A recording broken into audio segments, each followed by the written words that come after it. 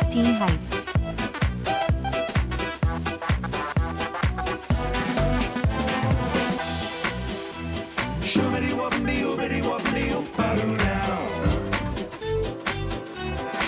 New season hype train.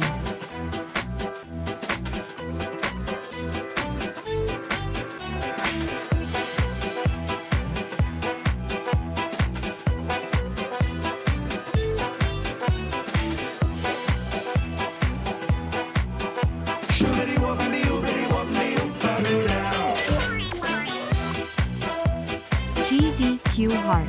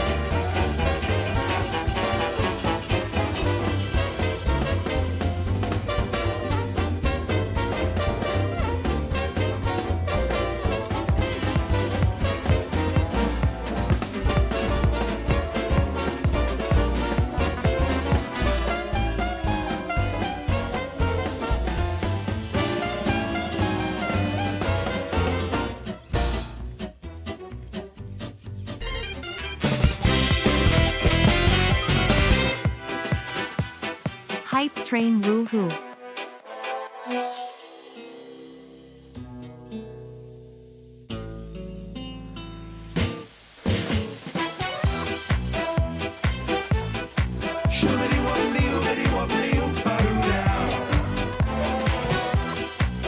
Woohoo train hype.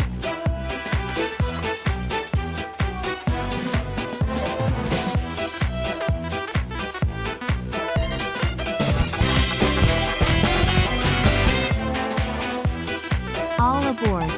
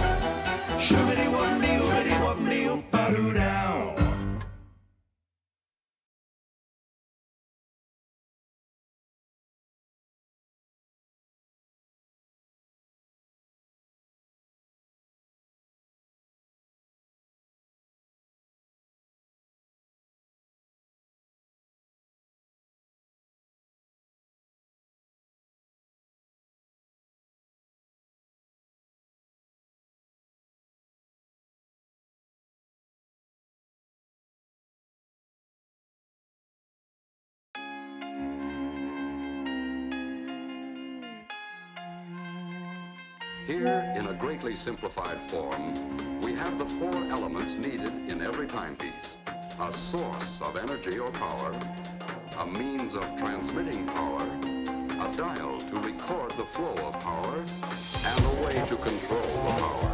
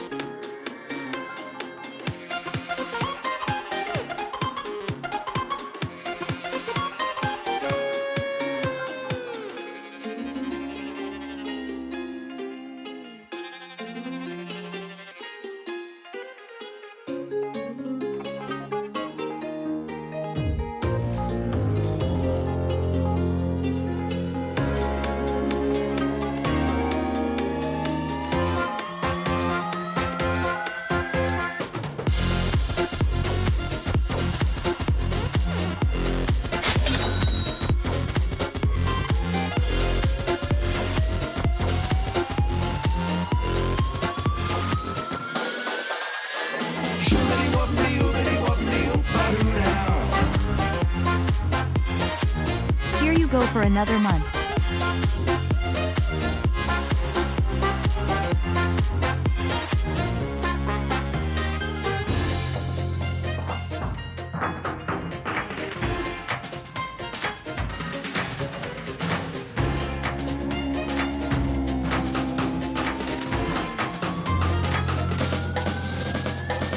Here, in a greatly simplified form, we have the four elements needed in every timepiece.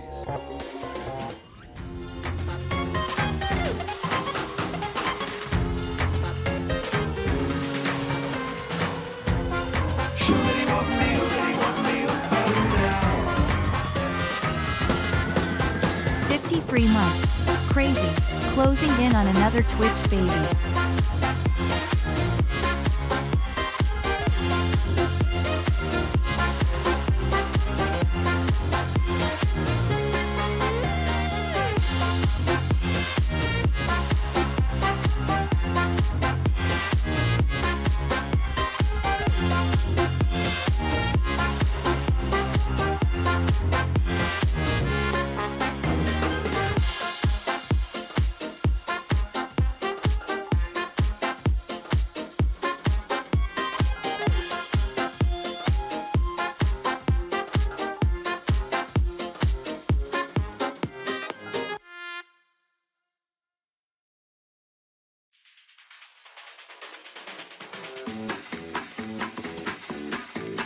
Just what do you expect after 25 years? Come on in, make yourself at home.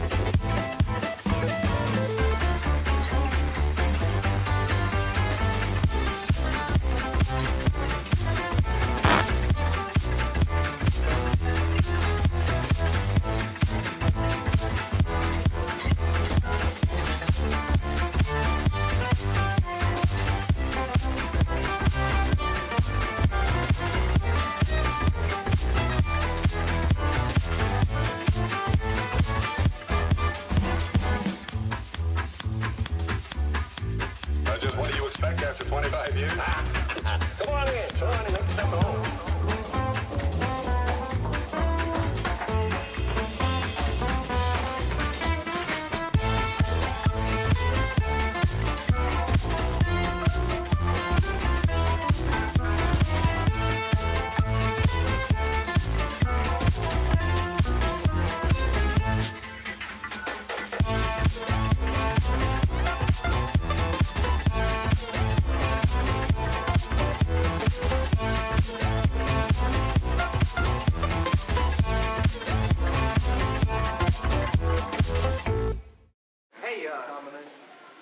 You guys want to hear something?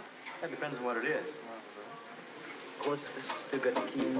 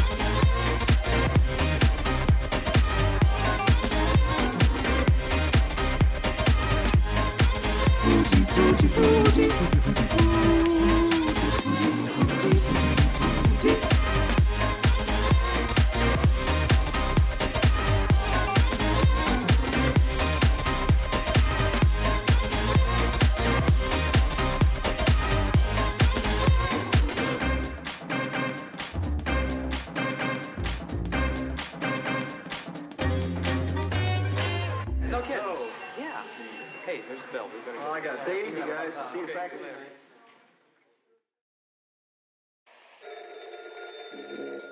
This old switchboard could talk. Wow. Your ears would sizzle. 1880. We take Alexander Graham Bell's invention for granted today. Perhaps we should. But isn't it incredible that millions and millions of people can talk simultaneously to practically any spot on Earth?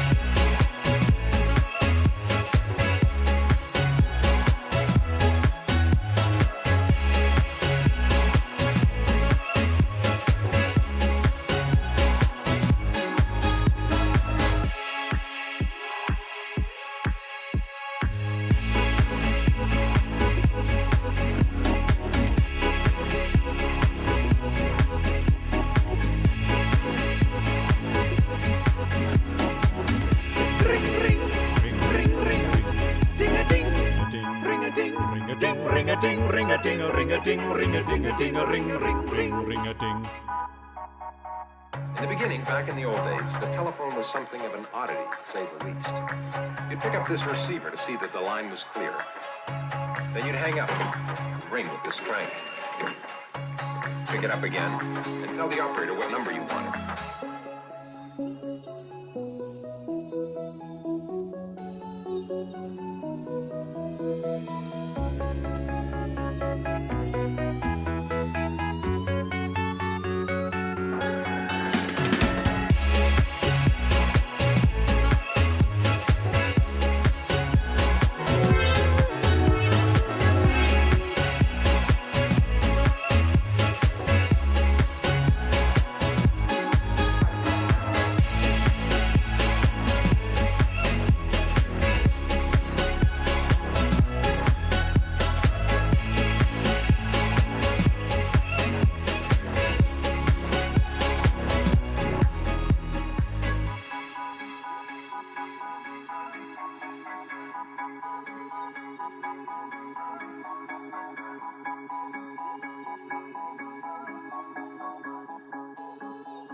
Pain, pain, pain, pain, pain, pain, pain, pain, pain.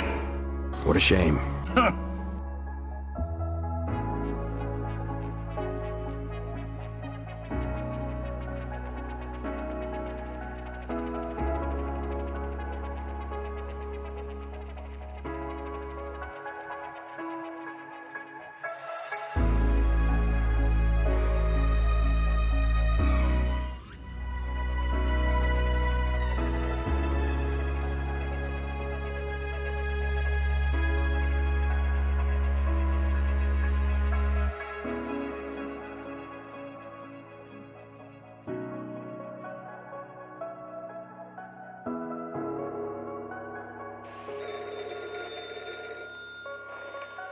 If there was anybody home, they'd answer and you could talk.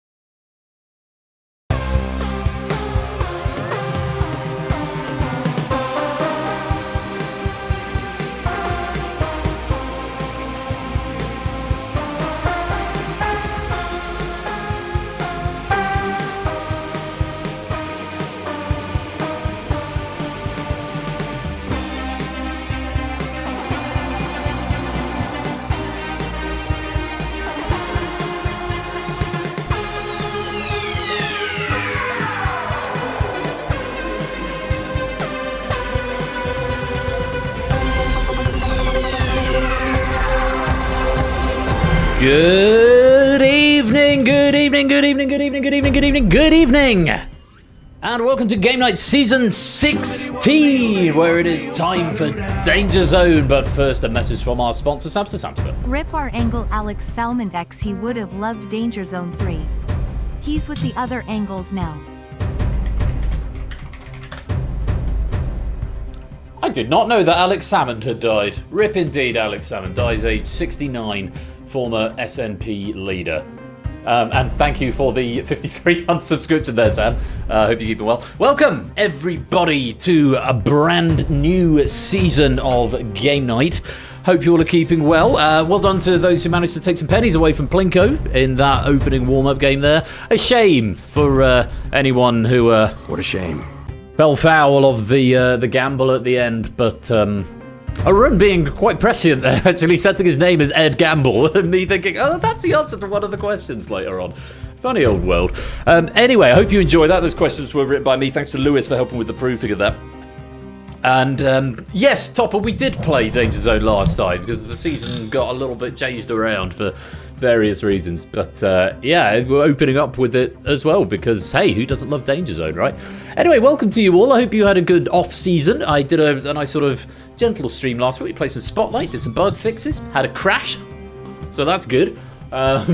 And then played some Goose Game, did a bit of an AMA. It was all just generally quite lovely. Hope you all are keeping very well, though, and have been having a really good weekend so far. I've had a busier weekend than I thought I was going to. I didn't have like anything planned at all until about 6:30 last night. And the only thing I had in the diary were stream tonight, and I've got a rehearsal after church tomorrow for a concert I've got next month. And that was going to be it. And then I thought, you know what? No, I'm not going to just sit and do nothing. I'm going to make hay while the sun shines. So, to that end, I texted my friend John, and we went out to the club. We're both members of the private members club, so we popped into the club and had a couple of drinks and a bit of a catch up, which was lovely. And during that time, he encouraged me. I was thinking about going to do the park run this morning, and he encouraged me to go ahead and do that. So I went and did the park run for the first time in over a year this morning, and now my knee hurts. My knee and my foot hurts very much. But I did come in sub 30, which is really good. It's about 4 minutes slower than my PB, but 28:22. For a 5k, which is pretty good considering I've not run for like literally months. But yeah, and now my knee hurts. That's a good raid message. Thank you for that suggestion, Scott. Don't forget, you can suggest your own raid messages by typing hashtag followed by a message into the chat, and I'll pick my favourite and give 100 pennies later on. Speaking of pennies, the penny bank has been reset. I see some claims coming in already early in the season. I'll cash those in before the end of the stream, but it has been reset. No, okay, so I've got my mum texting me. I think she's here in the chat. She must be, because she's able to sort of comment on my commentary. Hello, Mum. Hope you're keeping well. No, I haven't caught up with you. You were it was on my to-do list to give you a call tomorrow after rehearsal, as I did say to you when we briefly spoke as I was prepping dinner earlier on. So I will be calling you tomorrow. And yes, everyone will say hi to my mum in the chat. I don't know if she's got her Twitch account set up. I don't know if she's able to chat, but if not, I will relay the messages from her that come in via WhatsApp. But yeah, hashtag hello Ben's mum. We have that as a raid message later on. Yes, Ben's mum is fine. We'll just call her Ben's mum. That would be lovely. If anyone wants to say hi.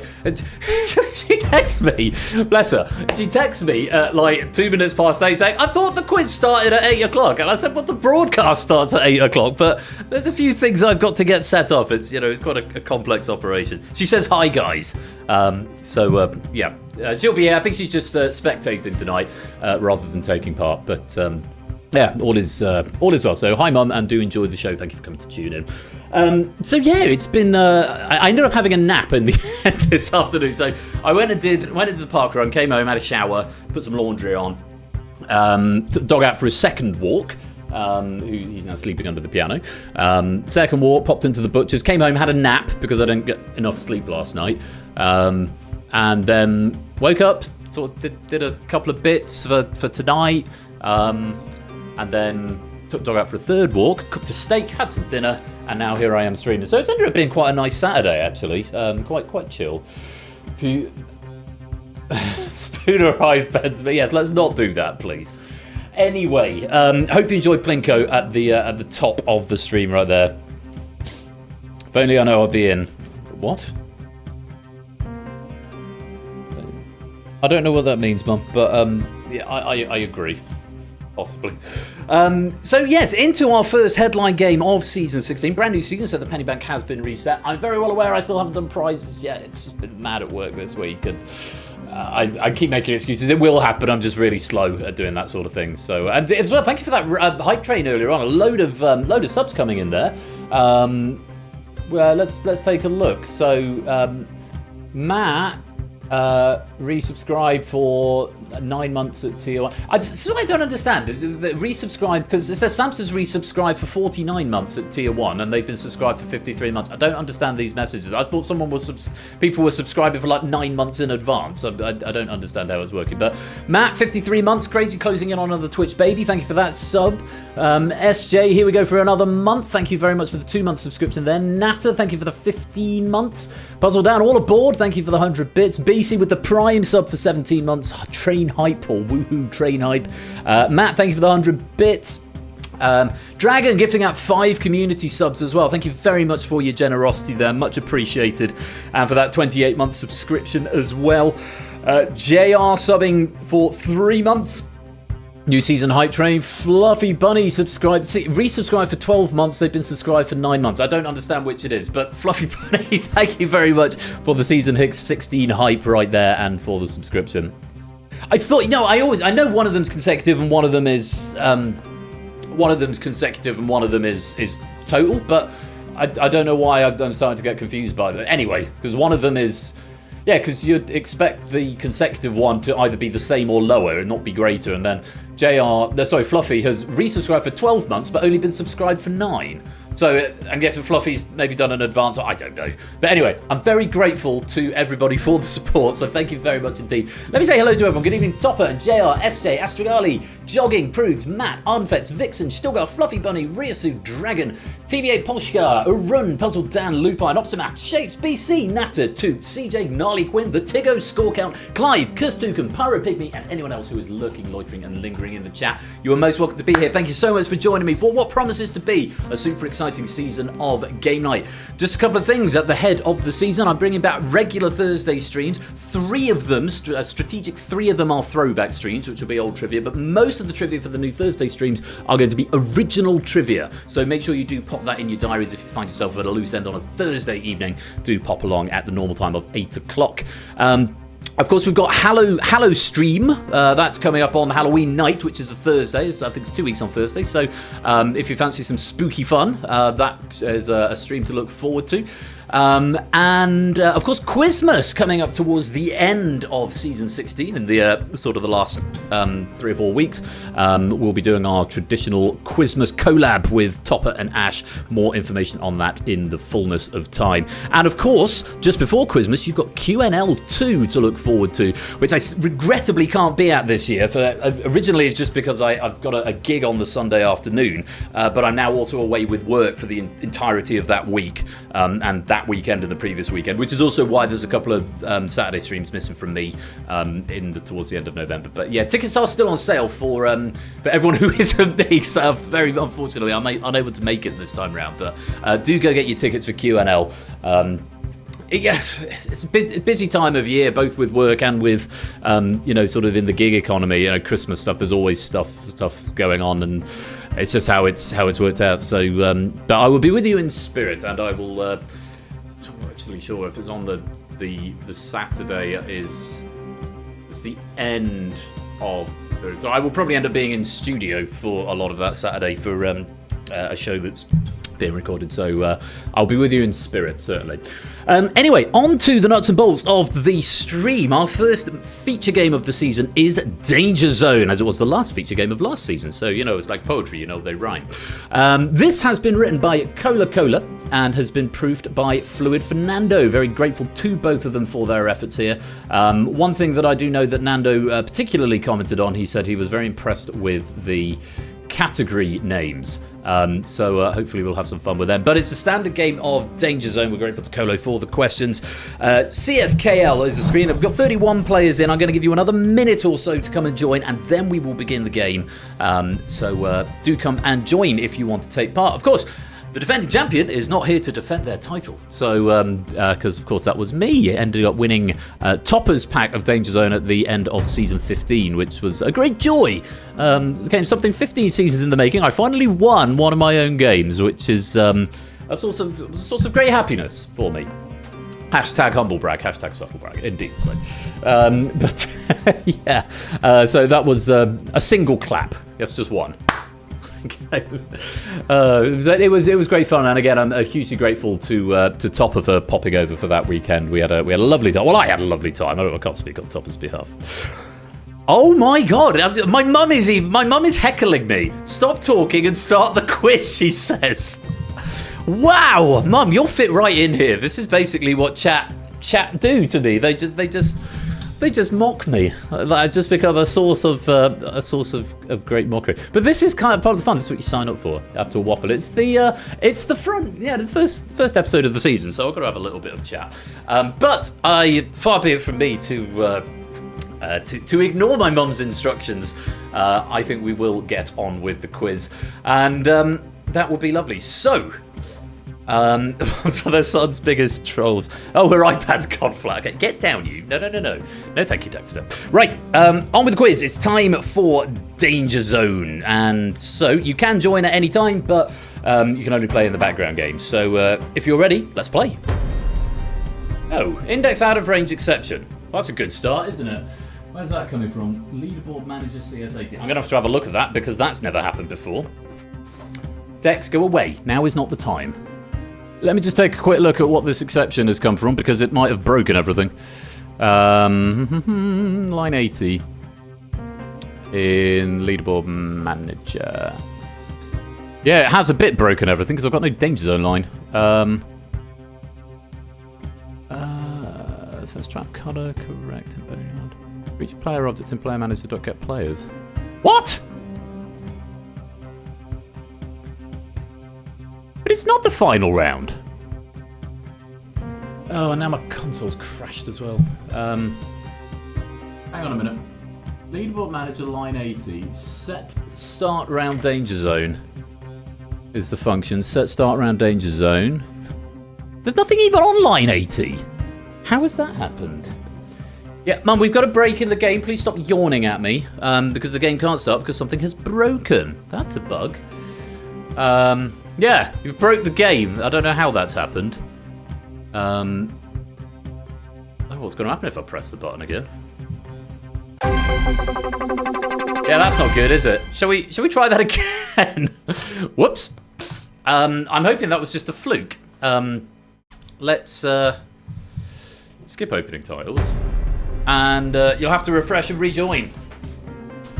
I haven't touched the code, so there's no reason. So that's obviously a legacy bug that's just been there since forever. Sorry about that. Do come and join again.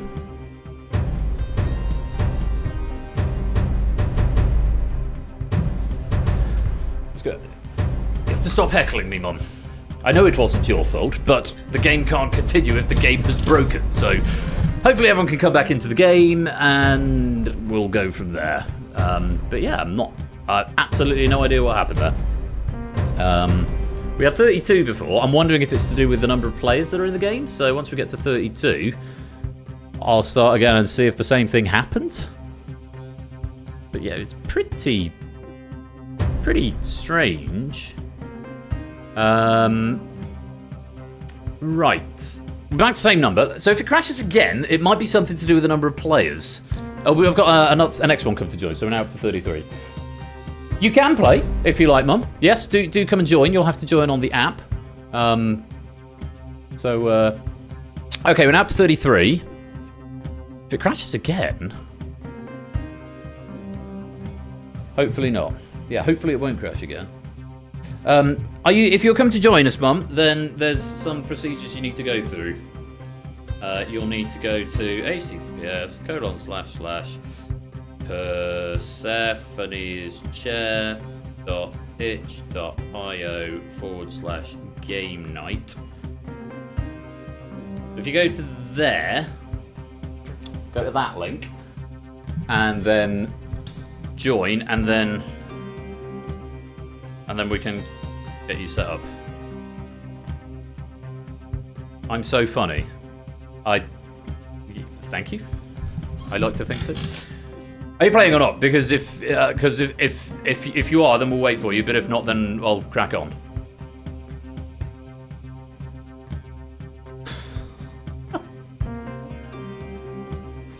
So Mum was telling me to get on, and now we're just sort of just waiting to see.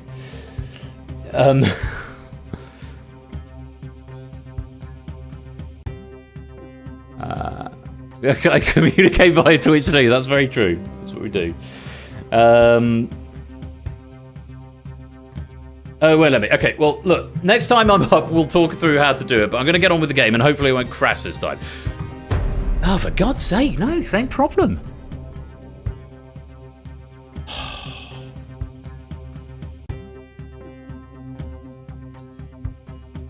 Lobby Manager 52.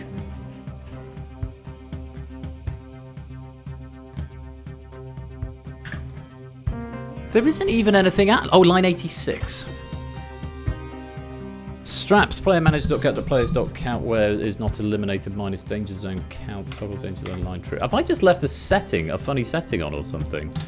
Player limit 40, player final count 6. What is going on? I haven't even touched this part of the code. Because it just works.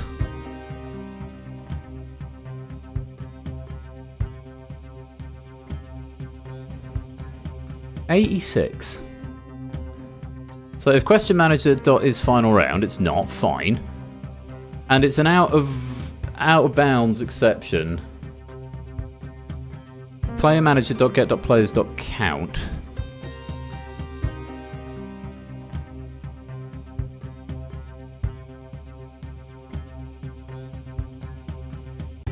Dot count players that aren't eliminated minus DZ count, which is calculated in get round start danger zone size, which is a complicated little function that returns the round start danger zone size. But for some reason, players that aren't eliminated and out of range. I'm gonna have to debug what that is. Dot log x dot, for God's sake.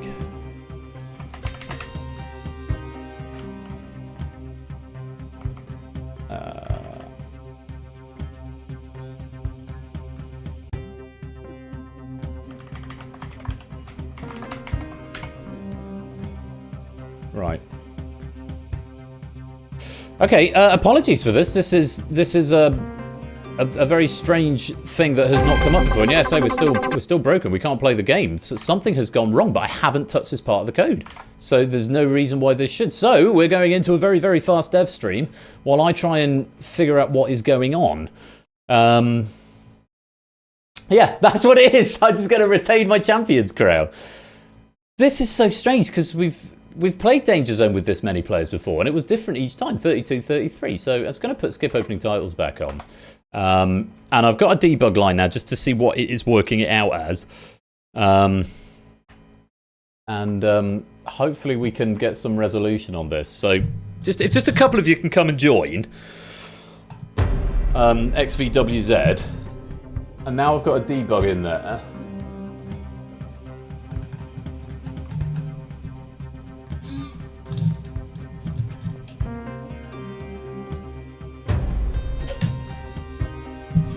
If we can get a few of you in, what I probably should have done is actually put it in recovery mode to stop having to make you rejoin each time, and I'll do that next time. But yeah, so I'm just going to get some more information on this and find out why this is out of range. Because it should be the total number of players minus the danger zone count, which is calculated elsewhere. Get round start danger zone size. Total active players, where they're not eliminated. Elimination total is total active players minus operator.get.player final count divisor. Oh, is it something to do with current pack.rounds.count? I'm now wondering if this is right. Working theory. Let's see what happens when I progress gameplay now. Right, there we go. It's logging as 28, which should be impossible because there is nothing like that many players here. So it can't be 28 because that's how many players it's saying it is. Players that aren't eliminated minus the danger zone count, which means the danger zone count must be a negative number? Let's go in recovery mode. And I'll just find out what that danger zone count is debugging out. And then I've got a working theory that I'm just going to have a little look at to see if it's something to do with... Bang.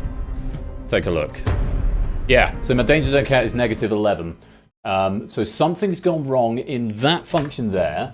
Total active players, and I...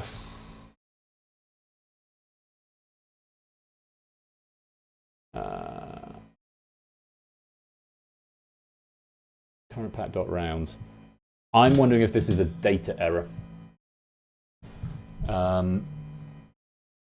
Attached to Unity. Right, I'm going to step through it. Enable debugging for this session. Again, apologies for the delay with this. Something has gone awry, and I say I'm just going to step through and attach the debugger to Unity. To be fair, I'd rather this a message from our sponsor, GIs. Insert DangerZone.wave here. Yes, that's very much a loud noise. Okay, it's reloaded there. And here's a message from our sponsor, JR, as well. Thank you for the 46 months there as well, GIs. Not that you need us to tell you this, but for me personally, the debugging is actually quite interesting. So take your time and don't panic less than 3. Thank you, JR. Thank you for the 100 bits as well. Yeah, I'm genuinely curious as to what's gone on here, and I'm wondering if it's a data error. So, let's take a look. Total active players. Okay, no, just step over that. Total active players, 17. That's correct. Elimination total, 11, which is total active players minus player final count. That's correct. Right, divisor is -1. Question manager.currentpack.rounds.count -1. So if that's minus rounds played, which is 0. Okay, that's why. Because then my modulus is then returning a negative number, which is why we're getting really strange things. So that sounds to me like this is a data error, which is where this is coming from. Measure twice, code once. I think this is a data error. So give me a moment just to inspect this JSON.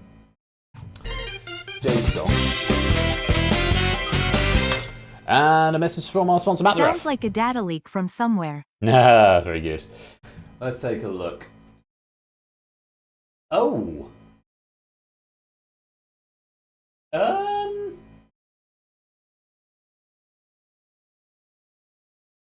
Oh. You bloody moron, Ben. It is a data error, but it's not Cola's data error. Oh. Right, I know what the problem is now. Sorry about the delay, the 10-minute delay before we get to questions. Let me fix this, and then I will, and then we'll get on with the game. It's nothing to do with the code. The code is completely fine. It's just I'm a total tit. Right. Load. There we go. Right. Delete. Show in Explorer. I'm just going to go to large cameras in case this opens on my broadcast window, which it hasn't, blissfully. Paste, save, close, close. Right, I'm going to set up a new room code so everyone can come and join. We're out of recovery mode, and question pack is loaded back in. While you come and join, I will explain what has happened there. And again, you have my sincere apologies for that, because that is a massive oversight on my part. Sigma, welcome to the stream as well. So now everyone should be able to come and join at this point. It's going to get rid of those debugs right there. And did I leave a breakpoint in? Because I want to get rid of that if I did. Give Get around, start danger zone size. No, I got rid of that. Okay, fine. Right. We're done with that. I'm going to skip the opening titles again, but you will need to refresh and come and rejoin. Here we go. And then while you come and join this time, I will explain what has happened there. PCXV. Right, last time. And a message from our sponsor, Puzzle Down. It Mr. Chips, what he doing? Here's Mr. Chips, what's he up to? So, for those of you who are curious as to what's gone on there, as you know, I've sort of remade a load of different games. So DangerZone is in like its 4th iteration. One of the things that happened when I remade some of them is what's called the model, the question model changed, so that the data structure that holds the data is called a model. Now that model changed from version to version with some games. So some games that they've got a different model from earlier versions. However, what didn't change with some of them is the question writing template. That still exports the data to the old model. Okay, so rather than having to completely rewrite the tool, which I should probably do at some point anyway, I export it with the old model, and then I have to run it through a converter after I've exported it in the game. And that's exactly what I forgot to do. So I exported the data, but forgot to throw it through the converter. So when it pulled it in, it couldn't see any rounds. It couldn't read the data correctly. It didn't throw an error because it was a valid JSON, but it couldn't read what it was supposed to. And so one of the functions crapped out and it couldn't work out what was going on with it. And it thought that there were a lot more players in than there were, and it caused breakages. So I've now put it through the converter, and it should now be fine. Quickline, welcome to the stream. Lovely to have you with us. Hope you're keeping well. Technical difficulties aside, and I know we're 50 minutes into the stream. Pulled a John Cena, if you like. 32, which is what we had at the beginning, and now we should be ready to go. Keep your fingers crossed, gang. Anyone else joining? Anyone else trying to join before I lock the lobby and get on with the game? No? I'm going to lock in 5, 4, 3, 2, 1. Let's lock it. Hey, there we go. I knew it'd be something simple because I haven't touched the code, so there's no reason it should have just crapped out there. So yeah, it's obviously a data error. So DangerZone size of 6. Very quick overview of the rules. You get 5 questions across the 5 rounds, and if you're in the danger zone at the end of the round, then you're eliminated. Simple as that. Round 1. Private knowledge. So there's 5 questions in this round. You've got a help that you get once per round using, you can either multiply, which will double up the points for the question, or you can nerf to get a flat rate of 16 points, which is equal to the number of players in the game rounded, half the number of players in the game rather, rounded down. In this case, half 32 gives you 16. Of course, if you multiply and you get it wrong, double 0 is still 0. So bear that in mind. You can use either help once, but not both. And as for general scoring, the faster you answer, the more points you get. So the first to answer correctly gets 32 points. The next will get 31. The next will get 30, and so on all the way down. A number of different strategies that you can employ in this game. And Giazans, welcome to the stream. Hopefully all of you have played it before. If not, you'll pick it up quickly. The long and short of it is answer right and answer fast, and use that help accordingly. Helps will be refreshed at the end of the round if you survive, and if you're in the danger zone at the end of the round, you will be eliminated. Right, drama out the way. Round 1 is private knowledge. Good luck to you all. Let's play Danger Zone.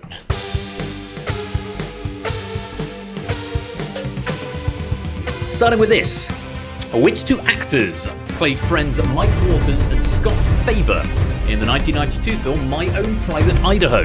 Was it Mark Wahlberg and Leonardo DiCaprio, Heath Ledger and Matt Dillon, River Phoenix and Keanu Reeves, or Matt Damon and Ben Affleck? Okay, tricky one to start with. The answer was River Phoenix and Keanu Reeves. Matt Damon and Ben Affleck have been childhood friends starring in numerous movies together. Wahlberg and DiCaprio were both in The Departed, whilst Ledger and Matt Dillon were both in the film The Brothers Grimm. I was going to say, it's interesting because he made up his other pairings based on actors who came into his mind, but they have also featured in other films as well. But yeah, River Phoenix and Keanu Reeves was the answer. Zeus was the fastest there, getting 32 points. Shapes was second. Power Wash Fan was third for 30 points. That's Samster. Nata was fourth for 29 and Rios was fifth for 28. Smattering of helps coming in there. 4 players using the nerf for the flat rate of 16 points. That uses your help for this round. No multipliers being used there. Let's reorder the board. That is a chunky danger zone size. We can only lose 6 at the end of the round, so if you're in there at the moment, don't panic. You've also got help available and there's still 4 questions. Let's move on to question number 2.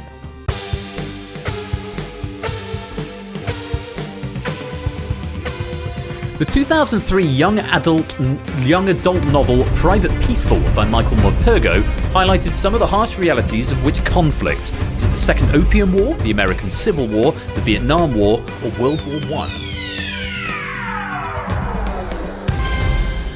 That'd be the First World War, World War I. No further notes on this, but I'm somewhat familiar with Michael Morpurgo's work. That is one I've heard of and probably would have guessed at World War I. Samster was fastest, BC second there, Proogs third, Barry Cryer getting 29 points. Who's that? 29. That's a run in fourth, and Shapes was fifth. Again, a few nerfs coming in here. Tiggo and Gnarly Quinn both nerfing that question. Still got choosing to multiply, but unfortunately incorrect, so that's a lost help and no points for that question. Let's reorder the board. Still got a tie in the danger zone. 1, 2, 3, 4, 5, 6, 7, 8, 9, 10 of you in there. So 4 of you need to get out before we get a standard size. Sam's got the lead. Shapes is in second. Fluffy is in third. Still quite a few helps in the mix as well. Let's go on to question number 3. Take a look.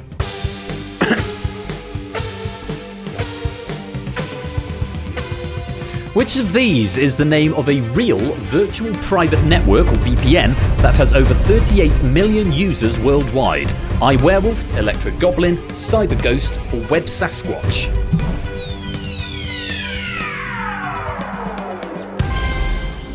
Cyber Ghost is the correct answer to that question. Fake Roy was fastest, Matt was second, Natta third, BC was fourth, and Silver Electron was fifth. Who's Fake Roy? Is that Topper?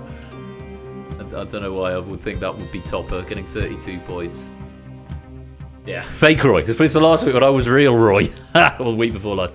Yeah, Cyber Ghost is the VPN you can get. And before we go on with the game, here's a quick message from today's sponsor, Cyber Ghost. Cyber Ghost, no, I'm not really going to do that. I've not got to that level of corporate sellout yet.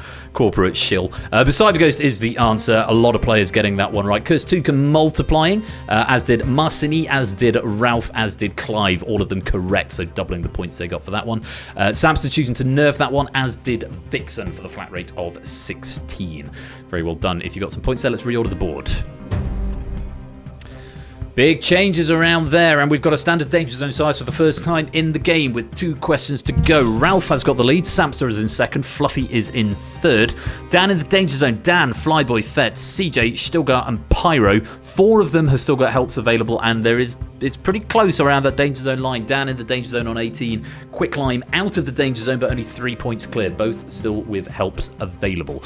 Let's go on. Question number 4, take a look at this. Don't you dare serve sharkers. Which of these is not a term that can be used to describe a private investigator? Hawkshaw, Gandyhound, Gumshoe, or Sleuth?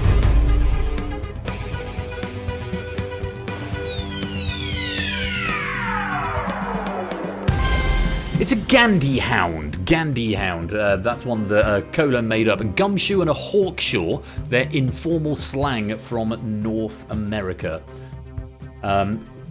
Where has what gone? Refresh, maybe?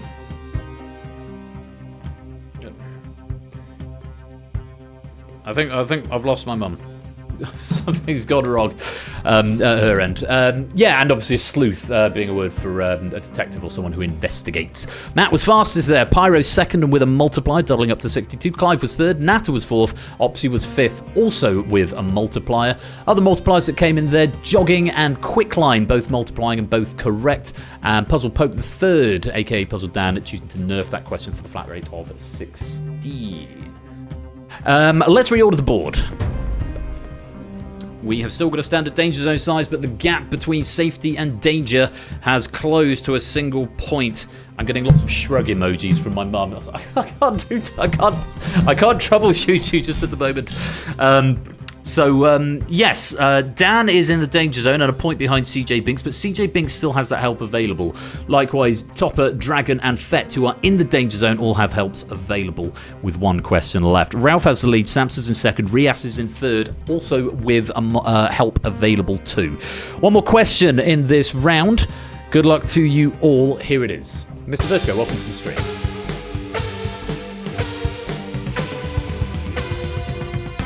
Which song, written by Mark Knopfler and the Dire Straits, did Tina Turner release to chart success in 1984? Private and Confidential, Private Dancer, Private No Entry, or Private Parts?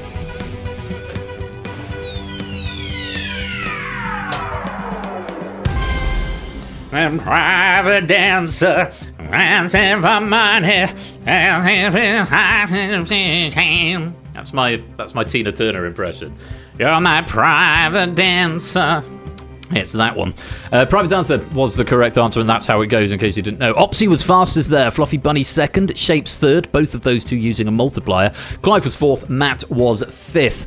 Other multipliers that came in there, who did I say? Fluffy Bunny and Shapes. We also had multipliers from Silver Electron, from Astragali, from BC, from Prugs, all of whom were correct. And Fett's multiplying, but unfortunately incorrect on that one. So bad luck there, Fett's being in the danger zone. That is not going to be a happy ending for you. CJ Binks, Fake Roy, Barry Cryer, and Dragon, Rias, and Natter all nerfing that one for the flat rate of 16. Let's see if that has done enough to get people out of the danger zone who need to get out of it. So we reorder the board. There's a bit of a change around, but those are the final positions for the end of the round. Fluffy Bunny finishes on top with 155, Shapes in second with 140, and Ralph in third with 131. Very well. What's happening? Are you on the app?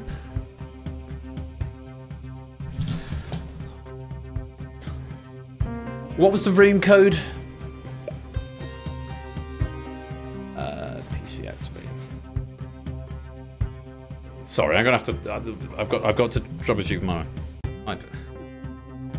Oh, I don't know. I don't know what your username is.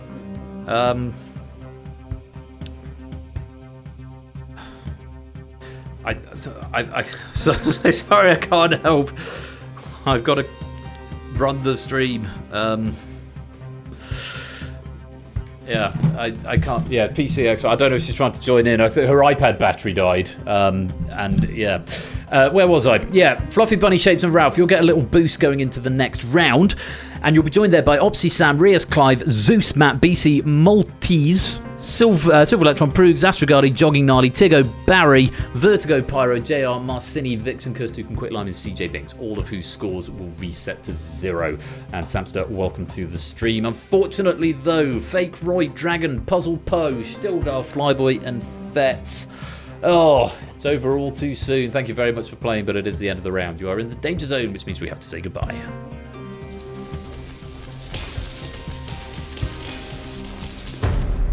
And off they pop into the abyss. No, wait, that's the next game. If you have been eliminated, don't worry, you can still continue playing along, because there is a medal for the highest scoring player, the one who gets the most questions correct. There's a Boneyard medal available for them. And of course, you also get pennies for every question that you get right. So do keep playing along for fun. Fluffy starts with 13, Shapes with 8, Ralph with 6, as we move on to round number 2. Captain Knowledge. So we've had Private Knowledge and now Captain Knowledge. 5 questions in this round, and again we've refreshed your helps, so you'll get double points if you choose to multiply, or you can nerf for a flat rate of 13 points. And again, you can use either help once, but not both in this round, so do use them wisely.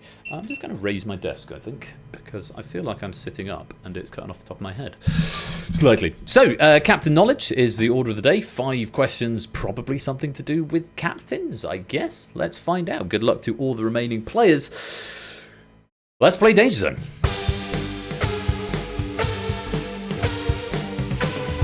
Starting with this.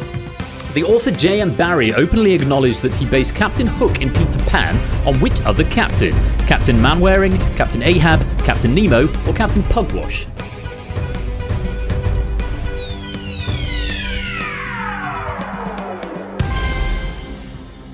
Captain Ahab was the correct answer. Is that 20,000 Leagues Under the Sea? I want to say that's from 20,000 Leagues. Is it Mannering? I came for it. Is it Manwaring? I knew it wasn't Mainwaring. Is it pronounced Mannering? Oh, it's Moby Dick. Of course, it's Moby Dick. I knew it was one of those. Yeah, Moby Dick for Ahab. Captain Pugwash from Captain Pugwash. Is Nemo 20,000 Leagues? Nemo's 20,000 Leagues Under the Sea. There we go. Mannering is from 40 Fathoms or something, is it? What's that game on Sky Digital? What's the other one? It's not 20,000 Leagues Under the Sea. There's another one. Oh, it's Dad's Army. Okay, I wasn't going to get it from my classic literature. We're not finding Nemo. Nemo's 20,000 Leagues Under the Sea. But yes, Captain Hook was based off Captain Ahab. Matt was the fastest there, JR second, Shapes was third, Astrogali fourth, and Pyro was fifth. A couple of nerfs coming in there, one from Natter, one from Fluffy Bunny. Natter incorrect, Fluffy Bunny was correct there. Very well done for the double points for Fluffy Bunny. Let's reorder the board. Chonky Danger Zone size. Let's see if we can get that down on the next question. Take a look at this question too.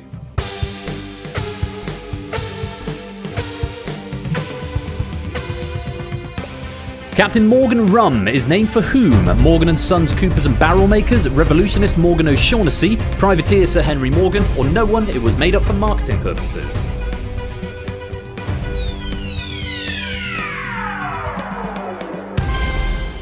Captain Morgan is named for Privateer Sir Henry Morgan, and I have no more information to give you other than to say I'm not really a great rum fan.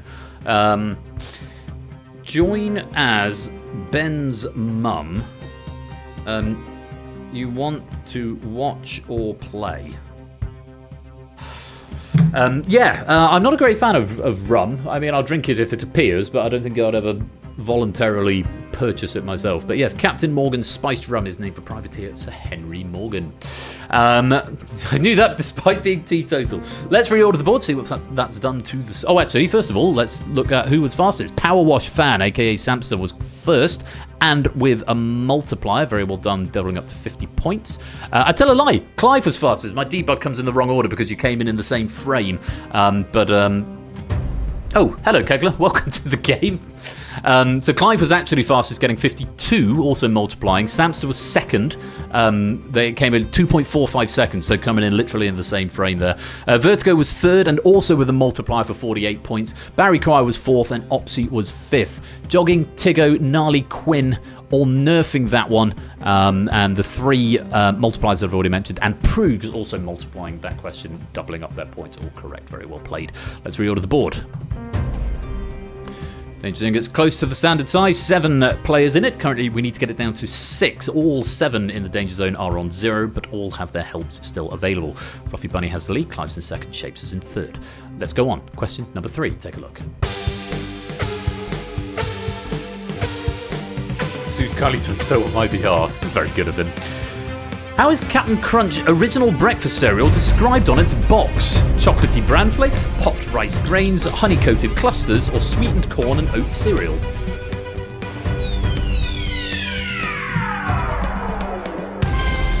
Sweetened corn and oat cereal, which reminds me of something that I now can't remember the name of, but we don't have Captain Crunch original in the UK, but we have something else that I can't remember, but I used to have a lot, and it was very nice. Okay, to watch you need to go to Twitch. Watch is on Twitch. https://twitch.tv/royal_blush. Blush. There we go. Hold on. Third time I've sent to the link. No, it wasn't Ricicles. Golden Nuggets, that's the one, Nat. I used to love them. They were good. Clive was fastest, Zeus was second, Bruce was third, Natter was fourth, Silver Electron was fifth. Just the one help being used there from Quick Climb, who's gone for a multiplier and was correct, doubling up to 42 points. That should stand you in good stead. Quick Climb, let's reorder the board. And there you go, shooting up to 11th place. Nicely done. We have now got a standard Danger Zone size. Clive is at the top with 78. Samson's in second with a very nice 69. And Fluffy and Mr. Vertigo currently tied in third with 66. Down in the Danger Zone, Tiggo and Jogging are on 13. Rias, BC, Marcini and Vixen are yet to score, though all 4 of those players have got their helps still intact. Bit of a gap between Silver Electron and Pyro on 22 and in safety. And Tiggo and Jogging in the Danger Zone on 13. Let's see how we got on with the next question. Take a look at this. Question number 4. Admiral William Adama, aka Husker, captains which fictional starship? Is it Battlestar Galactica, the Red Dwarf, USS Enterprise, or Thunderbird 3?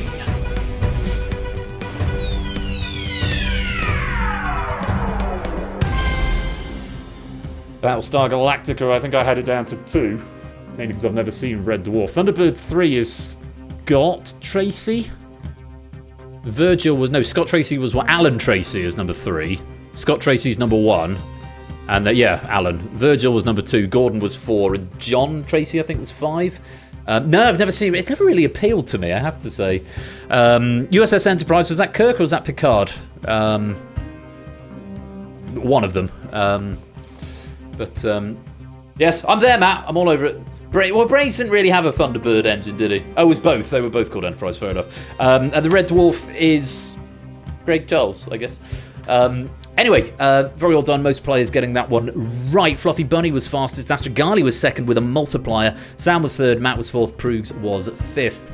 Other multipliers coming in there. Just the one from Vixen multiplying, getting quite late, but still multiplying worth more than nerfing, doubling up.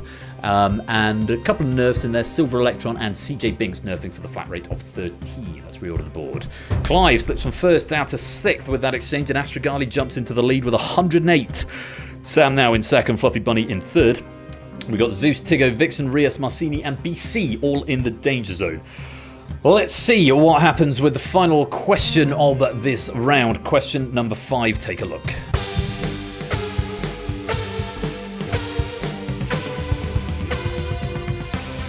Captain Jack Aubrey is the lead character in which feature film adapted from a series of novels by Patrick O'Brien? Battleship Potemkin, The Hunt for Red October, Mutiny on the Bounty, or Master and Commander The Far Side of the World?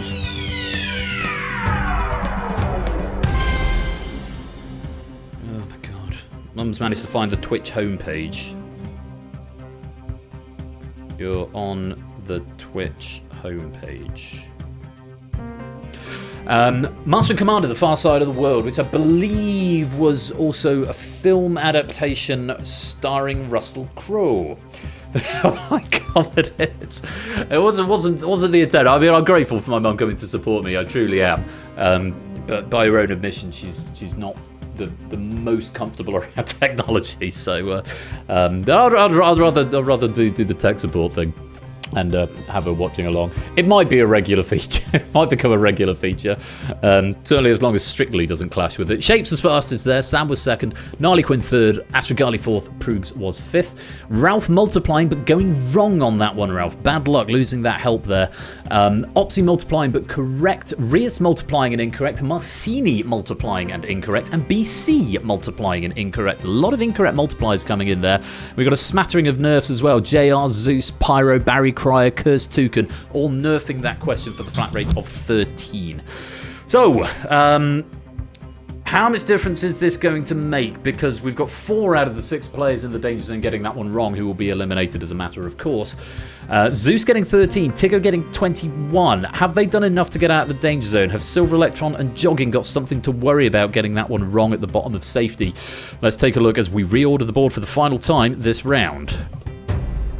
They have indeed. Silver Electron and Jogging slip into the Danger Zone, and Tiggo and Zeus managed to find their way out. Very well done, you two. You live to fight another day. But Silver Electron and Jogging, you are going to be eliminated in just a moment, unfortunately. It's fine. But yeah. Click the link to my page. So, at the end of that round, Astragali finishes on top with 131. Samson's in second with 118, got your number. And Prudes finishes in third with 106. Shapes managing to finish in fourth without actually using his help, so very well done there. You, top three, Astragali, Sam, and Prudes, you'll get a little boost going into round 3. And you'll be joined there by Shapes, Fluffy Bunny, Vertigo, Opsy, Clive, Barry Cryer, JR, Gnarly Quinn, Ralph, Maltese, Curse 2, Compyro, Matt, CJ Binks, Tigo, Quickline, and Zeus. Very well done, you 20. You are through to round number 3. Unfortunately, though, Silver Electron, Jogging, Vixen, Rias, Marcini, and BC. Good hustle, you 6. But unfortunately, it is the end of the round. You are in the danger zone, which means we have to say goodbye.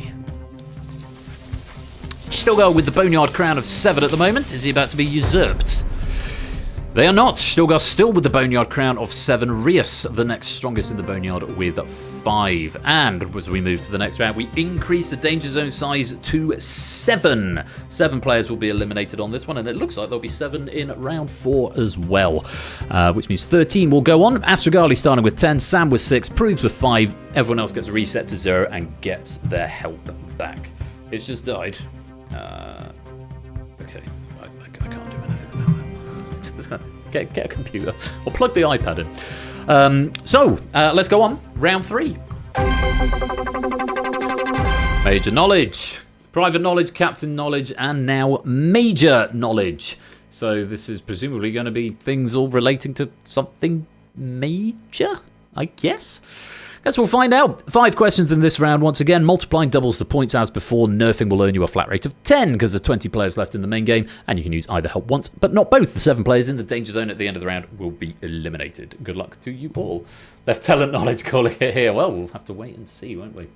Good luck to you all. It's round 3. Major knowledge. Let's play danger zone.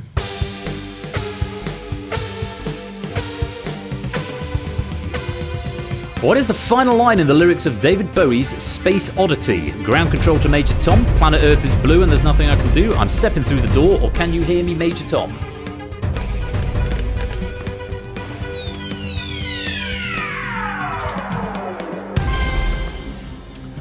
Planet Earth is blue and there's nothing I can do is the correct answer there.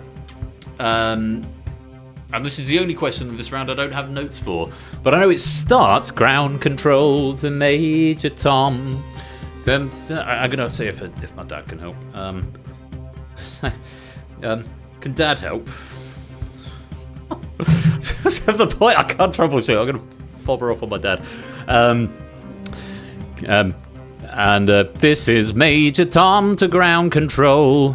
You've really tell my dad I love her very much. She knows. Yeah, but the last line, planet Earth is blue and there's nothing I can do. Shapes was the fastest there. Barry Cry was second, Ralph was third. Both of those 2 players with a multiplier as well, doubling up to 38 and 36 respectively. Matt was fourth and Natter was fifth. Mr. Vertigo nerfing that question for the flat rate of 10. And just the 2 multipliers coming in there, one from Barry Cryer and one from Ralph. Both of them doubling up their points. Well played. Let's move on. Yeah, you need to log into Twitch. That's what, yeah, that's your Aphrodite username and whatever the password was. I now have to remember my mum's username for her as well. It's asking her to log in. It's like, yes, you know your login, you know your details. So we've got half the players in the danger zone at the moment. 10 and 10. All of the players in the danger zone have got helps available, though. The top 2 do not, as is often the way after question number 1. Let's go on. Question number 2. Take a look.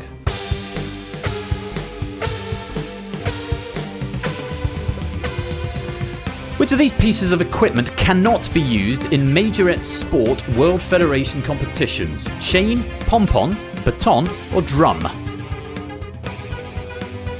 Oh! As a controller died.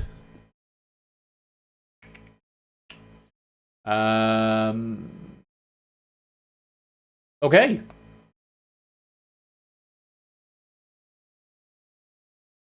Okay, well, I'll let you answer. I'll just put the pause on. Maybe there's a little blip in the server. Brace yourselves now. As I unpause, it might be a big explosion noise. if assuming you've answered. Let's take a look. Yes. Sorry about that.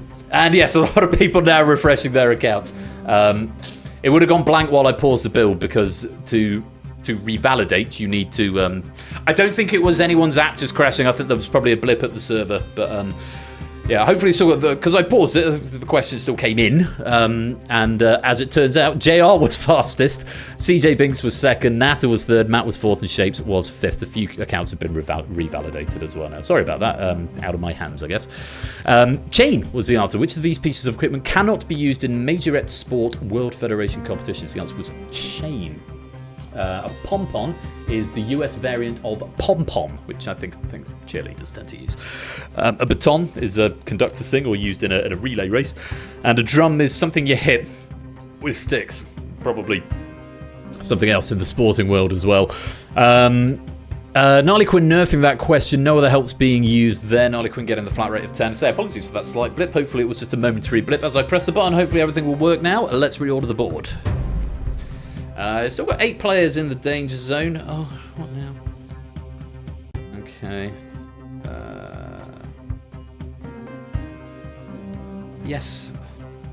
The Aphrodite one is what you need. I'm trying to think of saying the same thing over and over again. Use your username, whatever it was. 462 or something.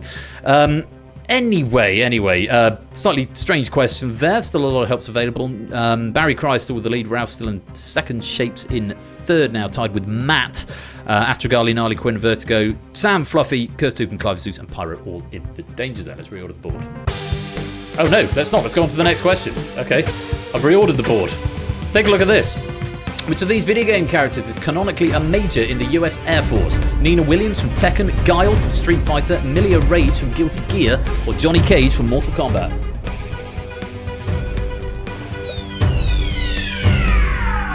Good stuff. Back to normal. Good to hear. It's Guile from Street Fighter. Johnny Cage is a martial artist and an actor. And player 2, welcome on into the game. Nina Williams is an Irish assassin, and Milia Rage is a regular assassin, but not Irish, I guess. But yes, Guile is the one you fight him in his arena. You're in front of the plane arena. Sonic Boom! That's the one. Love it. Who was fastest there? Barry Cryer was fastest. Fluffy Bunny was second. Vertigo third. Shapes was fourth. And Zeus was fifth. Helps in that one. Opsy and Matt and Proogs and CJ all nerfing for the flat rate of 10 on that one. Kirstuken and Quicklime both multiplying and incorrect. Likewise, Samster multiplying and incorrect on that one. Bad luck there, losing your help. Nata multiplied and was correct, getting the double points for that question. Let's reorder the board.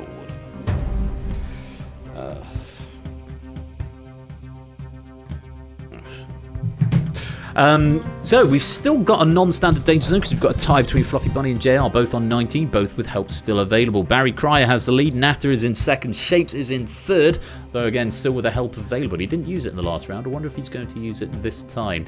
We need to resolve that tie as well. There's quite a few players in the danger zone with helps available. Let's go on to the next question. Take a look at this. Question 4. I like this question. Also known as the Big Dipper and the Plough, how many stars appear in the asterism Ursa Major?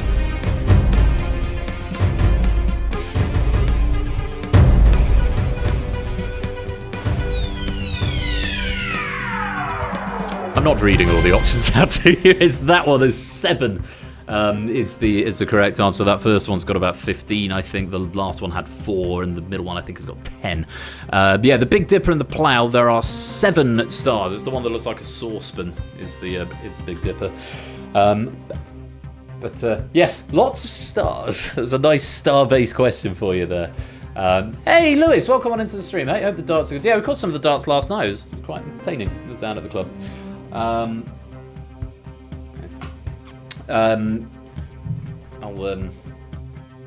I can try and help you after Danger Zone. Right, let's reorder the board. Zeus was fastest, rather. Matt was second, Ralph third, Sam fourth, CJ Binks was fifth. Pyro multiplying and correct on that one, so getting double points there, Pyro. Well played. Let's reorder the board and see what happens. Pyro escapes to the danger zone, and for the first time this round with only one question to go, we have got a standard danger zone size, but it's still going to make for a very interesting final question. Most of the players up near the top have used their help. Shapes has not, currently in second, but look at these top four, 67, 66, 65, 64. Very interesting. Down in the danger zone, pretty close gap around Astrogali and Tiggo, 34 and 30, both with helps available. And we've got Tiggo, Fluffy Bunny, JR and Clive all in the danger zone with helps available, which means even down as far as Clive could potentially get 40 points. He could still get out of the danger zone here. Kurz2 unfortunately can only manage to get 20 points, but JR again can get as many as 59 points by the end of the round. Samster could get up to 43. So apart from Kurz2, it is still open depending what happens with the questions. Whatever DZ is. Danger zone. Right, good luck. Question number 5. Here it is.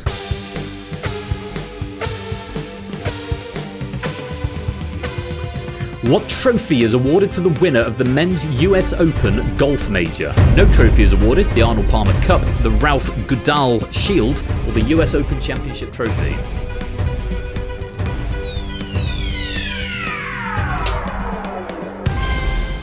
It is the US Open Championship Trophy. See what you see now. Just the two players getting it right. Arun was fastest and Ralph was second.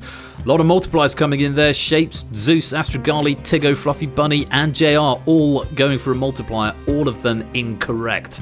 So it's going to make no difference to their scores. I think the only thing that's going to happen here is Ralph is going to move to second and Shapes is going to drop to third. And everyone who was in the danger zone is going to remain there. Yeah, it's the US Open Championship Trophy. The Arnold Palmer and the Ralph Goodall are former players and winners. The Arnold Palmer Cup is a competition for college or university golfers, not the US Open. But there is very definitely a trophy there. Well done. If you got that one right, let's reorder the board for what it's worth. And indeed so. Ralph moves into second and Shapes slips down to third, and that is going to be the end of the round. Arun finishes on top with 87, Ralph in second with 84, and Shapes in third with 66. You three will get a little boost going into round 4, and you'll be joined there by Matt, Natter, CJ, Opsy, Proogs, Gnarly Quinn, Zeus, Vertigo, Pyro, and Astrogali, all of whose points will be reset to 0. Very well done. We will see you there. Unfortunately, though, Tiggo, Quicklime, Fluffy Bunny, Sam, JR, Kurz2 and Clive. Good hustle, but unfortunately not good enough. It is the end of the round. You are in the danger zone, which means we have to say goodbye.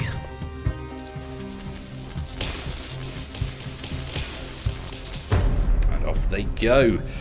So, 13 players remain. We've now got a tie for the Boneyard Crown. Fluffy Bunny and Storgar both on 10 questions correct out of the 15 that we've seen. Arun starting with 6, Ralph with 4, Shapes with 3. Everyone else back down to 0 with your helps reset as well. 6 players will go on to the final and 7 will be eliminated in this round. So more than half being lost in this round as we go to round number 4. Lieutenant knowledge it is not, it is Colonel knowledge. So Private, Captain, Major and Colonel are the knowledges we've had. So all questions on something to do with Colonel, but with 2 L's rather than just the 1. 5 questions in the round. Again, multiplying will double the points. Nerfing gets you a flat rate of 6 points this round. That's because there's 13 players. Half of that rounded down gives you 6. And again, you can use either help once, but not both. A reminder that there are no boosts for the top 3 in this round. Instead, your final starting points will be determined by the number of questions you've gotten right, minus the number of times you've appeared in the danger zone. So bear that in mind. Every time you appear in the danger zone, it does count against you should you get to the final. Hopefully that all makes sense. The very best of luck to all 13 of you, and for the power struggle that seems to be going on for the crown in the Boneyard. Still a number of players vying for that. And anything could happen. Let's have another set of 5 questions. Good luck. Let's play Danger Zone.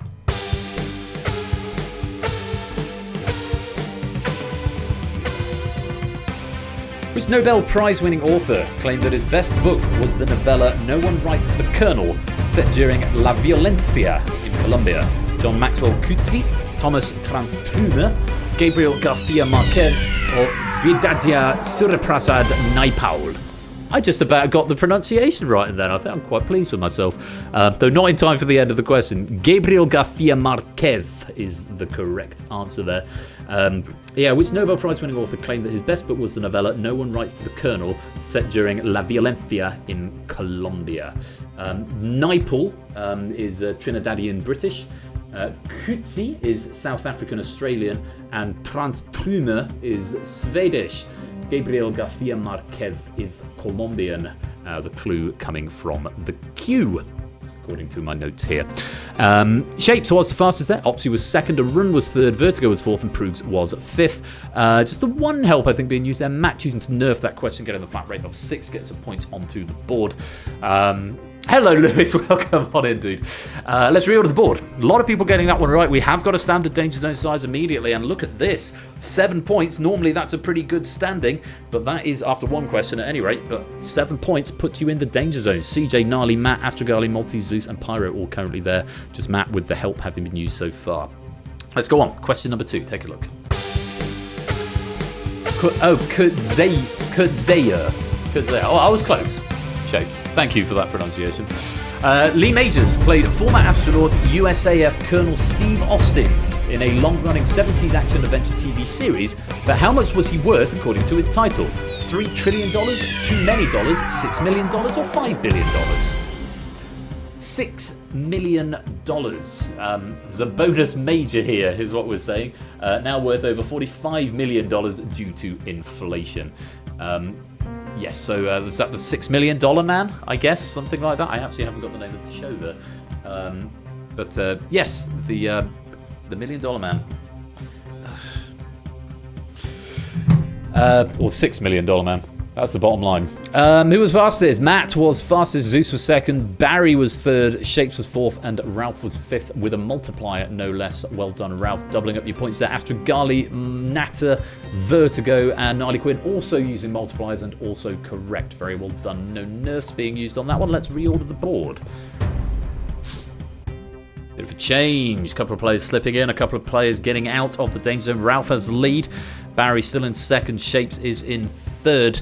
Still got standard danger zone size, and but most of the helps that are available are weighted down towards the bottom end of the table at the moment. So still a long way to go. Let's go on. Question number 3.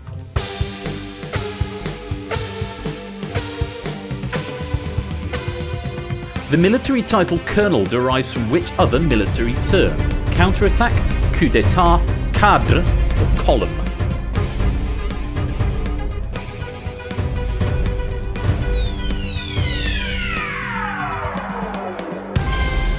It's column. There's quite an interesting derivation on this, actually.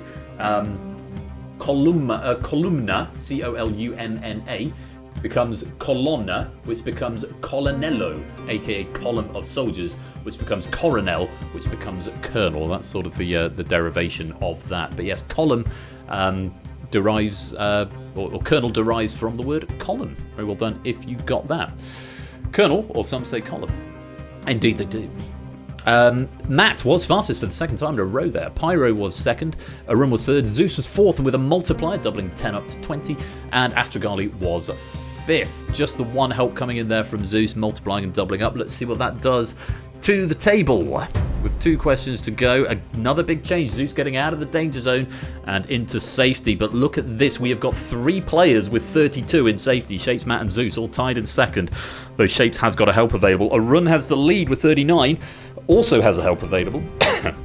Ralph in de facto third place at the moment with 30. Astrogali's got 25, currently in safety, but only 3 points clear of Vertigo on 22, and only 4 points clear of Prugs, and 5 points clear of Opsy on 21 and 20 respectively, both of whom have still got their helps available with 2 questions to go.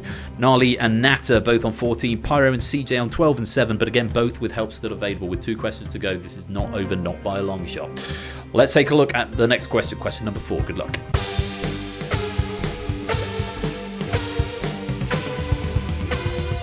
In recognition of his role as the Colonel, the surviving Monty Python members sent a memorial reading "Stop Us If We're All Getting Too Silly" to whose funeral in 1989? Spike Milligan, Terry Jones, Tim Brooke Taylor, or Graham Chapman? Oh, give over, Unity. Why have you done that? Oh, for God's sake. Damn. Yeah, it just died. It just did the Unity error thing. Let me see if we can recover. See what recovery mode I've got on this. I'll have to return to the VOD and see what I can do. Mining for the fjords. Let's see what recovery mode exists on this software.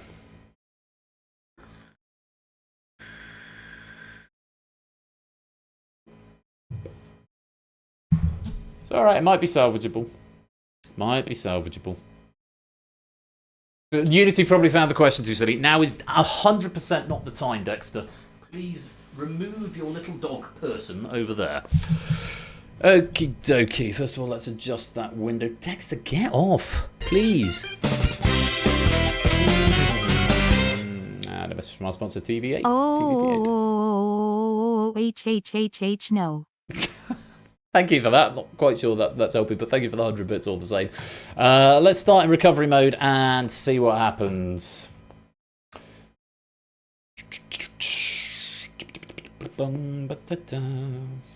Pop.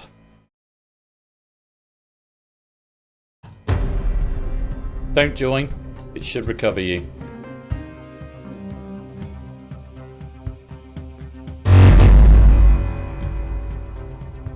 Okay.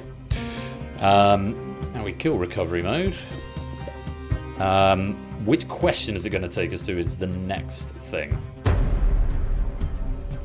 Where does it put us back to? That is not where we wanted to be. God's sake.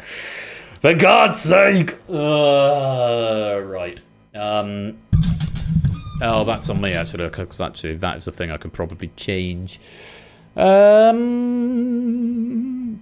well, at least I know recovery mode works to a degree.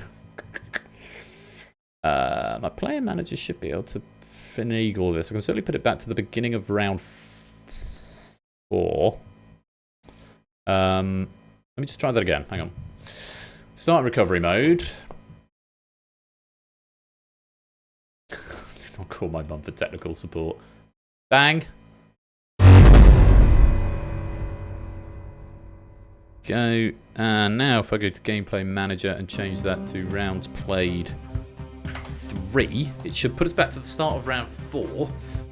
And I should be able to finagle the points back of the players that we had previously, I think. So give me a moment. Just to go through, can I change?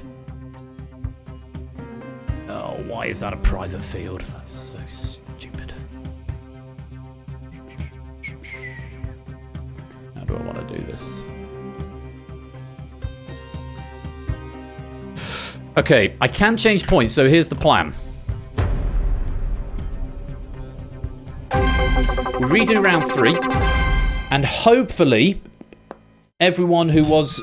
Can we just do the players who are in round 4 get this first question right and everyone else leave it blank and then I'll fast forward through it, okay? The correct answer is A, but only get this right if you were in round 4. It's chain. If you were in round 4, get this one right. Everyone else, please get it wrong.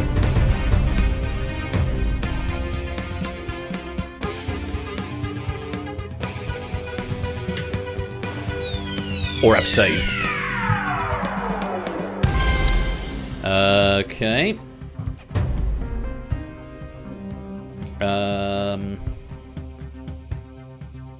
Is that right? Let's have another one.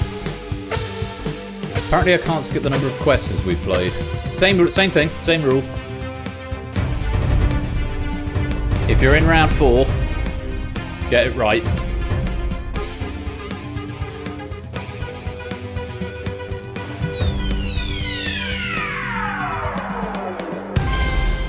Okay. Right, and we'll leave it there. Enable point A, winner name message. Why can't I skip the question? That's really silly. There's not a questions played thing. Okay, we'll do it the primitive way. Stand by, everybody.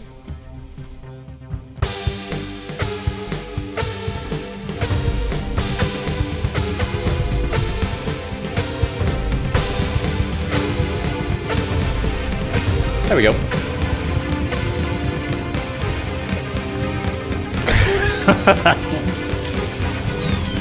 Okay. Now, because the questions are going to come up in a different order, All the sounds. Questions are going to come up in a different order, so I can't really do much about it, and presumably you're in a slightly different position from what you were before, and the underlying scores may not quite be accurate because the number of Danger Zone appearances might be different and so on, but it's as close as I can get it to how it was before. Obviously I can't duplicate how quickly you answer the questions, but I'm just going to get you to play the honours system, and if you got it right previously, because it'll be in a different order so I can't really do anything about it, just do your best to try and estimate roughly where you were, and we'll see what happens. It's kernel knowledge, but because the questions are going to be in a different order, I will tell you in advance if it is a new question, in which case it's open hunting season. Let's see what happens. This is a repeat question, so if you got this wrong before, get it wrong again. Lee Majors played former astronaut USAF Colonel Steve Austin in a long-running 70s action-adventure TV series, but how much was it worth according to its title? $6 million, $5 billion, $3 trillion, or too many dollars?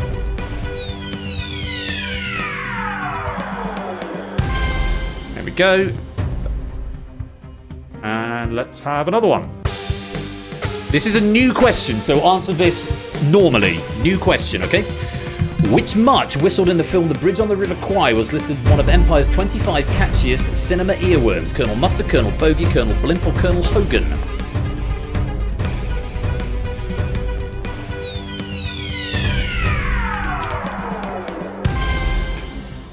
Colonel Bogey.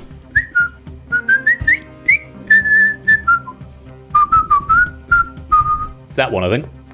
Hitler has only got one ball, as the fun lyrics go.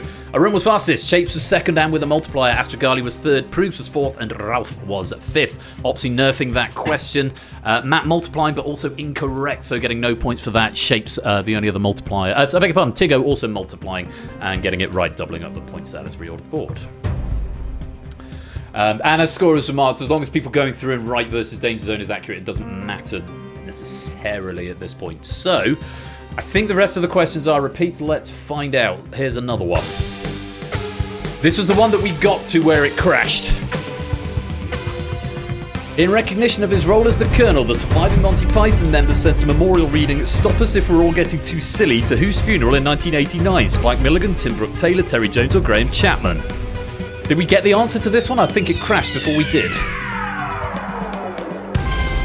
Graham Chapman was the correct answer. Spike Milligan died in 2002, Terry Jones in 2020, as did Tim Brooke Taylor. Graham Chapman died in 1989. So the rest of the questions are repeats, so we should be able to play it as we did before. Zeus was fastest, Arun second, both of them with multipliers. Astrogali third, Proogs was fourth with a multiplier, and Shapes was fifth. Those are the only multipliers in there. CJ also choosing to nerf that question for the flat rate of 6. Let's reorder the board. So, these two questions, you should know if you're getting it right or wrong.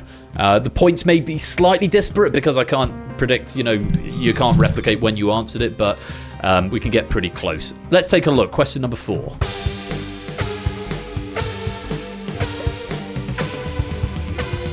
The military title Colonel derives from which other military term? Counterattack, coup d'etat, column, or cadre? So, getting this one as you did last time. Great. I've explained the derivation there before. It was indeed Colonel. Let's reorder the board. Okay, one final question, which should be a repeat, and we should get back to something approaching what we would have had before. Good luck. Although, not really, because give the same answer you gave last time it was here. Oh yes, it's the Colombian question. Which Nobel Prize-winning author claimed that his best book was the novella No One Writes to the Colonel, set during La Violencia in Colombia? Gabriel Garcia Marquez, John Maxwell Kutuzé, I think it was, or Kutuzé, Vyedada Suraprasad Naipal, or Thomas Transformer. And that's time. Gabriel Garcia Marquez was the answer. Let's reorder the board for the final time and see what happens. Matt getting a clutch escape from the danger zone there and getting through to the final. Shapes finishing on top. Barry in second, Zeus in third, Proogs in fourth, Astrogali in fifth, and Matt in sixth. Lupine just missing out by a point, unfortunately. Yeah, sorry about the crash, and I know the scores weren't replicated. But I am aware Matt got a couple of first first times on the last time round, but didn't get them on the duplication. So it sort of feels like sort of good karma that Matt got through there. It does mean, sadly, Ralph, Tiggo, Opsy, Gnarly Quinn, Vertigo, CJ, and Natter. Get down, you needy dog. Banging against my computer is almost certainly not helping the situation. It is the end of the round, you're in the danger zone, which means we have to say goodbye. That's the honest system for you, absolutely. So, hopefully those scores look somewhat reasonably close to what they are. 7 bits for the dog biscuits, thank you, JR, very much. Yeah, he's just so needy. So he's got into this thing where he just starts, when he wants attention, he just comes under the desk and jumps at me, and then his tail wags and smashes against my computer, which is really annoying. Anyway, Ralphie still have got the Boneyard Crowns at the moment with 15. Shape starting on 18, Astrogali on 14, Prooks 13, Barry on 12, Matt on 10, Zeus on 8. Still anyone's contest as we go to the final round, which, as always, is general knowledge. You see? Look at this. What are you doing? What are you doing? Yes, I love you as well, but you need to get down. Can I get you a little chair? Would you like a little chair to sit on? And you can pretend to be my pointless friend. I mean, you are pretty pointless, aren't you? Anyone want to see a dog? Come on then. Come on, up you come. Ah, hello. Hello. There you go. There are your people there. Look upon your works, ye mighty, and despair. Are you a happy puppy? You like being high up? You like the flashing colours of the lights and things? Yeah. Right, there you go. Get down then. Right, go on. This off. Good boy. Sniff his mouth. You're a strange man, Zeus. Oh. And the best is from our sponsor, Matt the Ref. Edgar Allan, Bork. What? Thank you for the 100 bits there, Matt the Ref. No, go away. Right, Defs is coming down. It's going to land on. Get off. Thank you. I'm going to take my hoodie off after this game. It's really hot. Dudes, welcome to the stream formally as well. So, here we go. No nerfs or multipliers in this round. It's just your knowledge and your, as I mentioned before, your start score is equal to the number of correct answers minus the number of times you've appeared in the danger zone. Good luck to you all. Battles on for the Boneyard Crown, plus the gold, silver, and bronze. Who's going to take it off me? And now we've finally got the game working, and we've got through a crash, but we've powered through. Thank you for your patience here, and apologies. It's been a slightly balked experience. Not really what I like for the season opener, but hey ho, win some, lose some. Good luck for the final time. Let's play Danger Zone.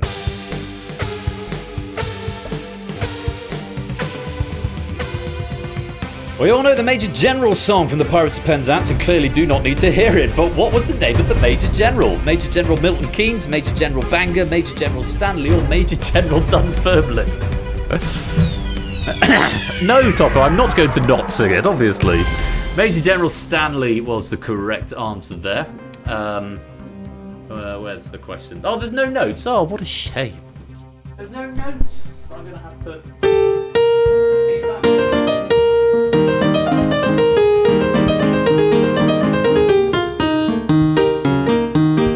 I am the very model of a modern Major General. I have information, vegetable, animal, and mineral. I know the kings of England, and I quote the facts historical from Ramalin to Madeline and the order categorical. I am very well acquainted with mathematical. I know the something equations, both the simple and quadratical, and something about binomial theorem through I'm teeming with a lot of news and many tearful scraps about the square of the hypotenuse. Major General Stanley was the answer. Arun was fastest, Shapes was second, Astrogali was third, and Prooks was fourth. Matt and Zeus both getting it wrong. Let's play on. So, Shapes with the lead, Astrogali and Barry tied up in second with 18, Prooks in third with 16, Matt's got 10, Zeus still on 8. Ralph has the Boneyard Crown at the moment with 16. Bob, my dude, welcome to the stream. How lovely to have you along. Just in time for the Abyss, which is going to be coming up very shortly, so stick around for that if you want to. Great to have you here, mate. Hope you're keeping well. Let's go on. Question number 2.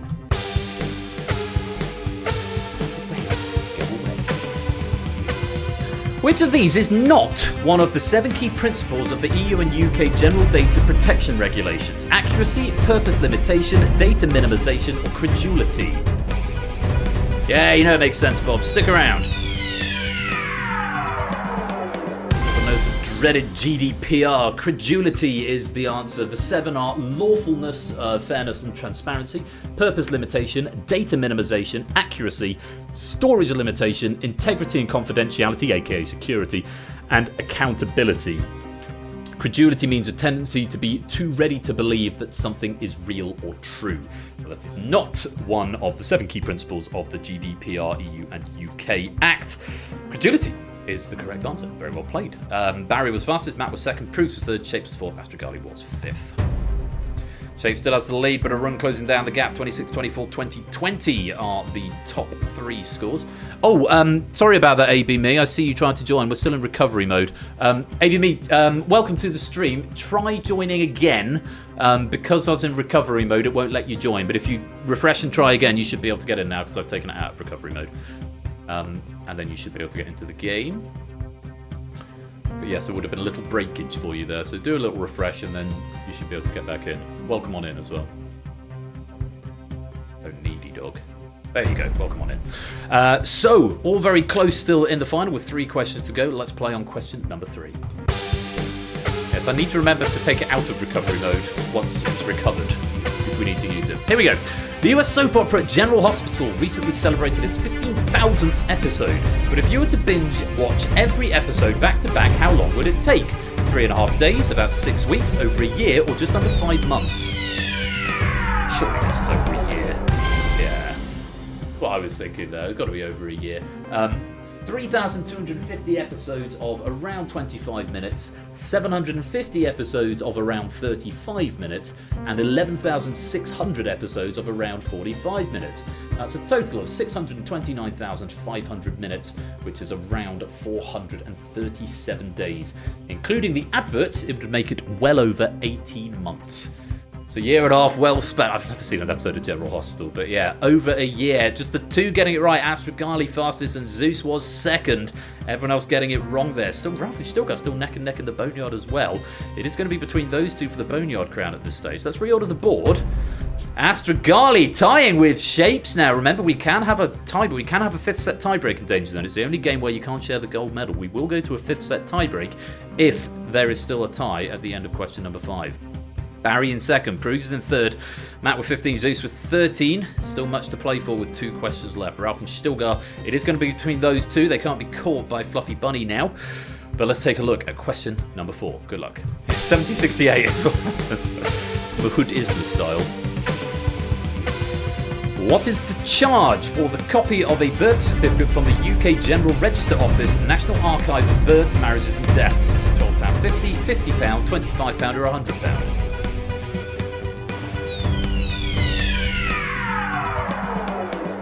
Pick a number. Oh, look at this! It's £12.50 and only Shapes and Astrogali getting it right, which means for the final question, it is very much definitively going to be a battle between these 2 for the gold medal, but there's going to be a point between them. Advantage is going to be with Shapes. It's £12.50. It's sent 4 days after you apply. You can get it sooner for £38.50 if you want. So there we go. Today I learned. Let's reorder the board. Only ordering down below, and it is still 17 apiece for Ralph and Stilgar. Shapes has a 1-point advantage. A run cannot hope to even achieve silver at this point because Astrogali is 7 points clear. So, battle on for bronze between Barry and Proogs at this point. And it's Shapes and Astrogali who are thrashing it out for gold or silver. Advantage with Shapes. Here is the last question of the potentially the last question of the game. We could still have a 5th set tiebreaker at this point if Astrogali is first and Shapes is second. Good luck. Here's question 5.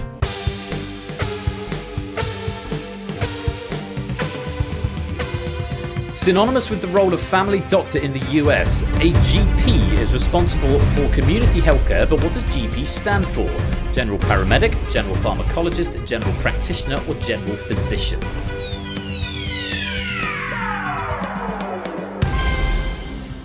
It is general practitioner, a GP, a general practitioner, and all 6 getting it right. Zeus was fastest, Matt was second, Shapes was third, ahead of Astrogali. Arun was fourth, Astrogali 5th, and it was Proust who came in 6th there, which means Shapes is going to take it without the tiebreaker, but goodness gracious me, It's a close finish, and the final scores are as follow. Ralph and Stilgar share the Boneyard medal with 18 points apiece.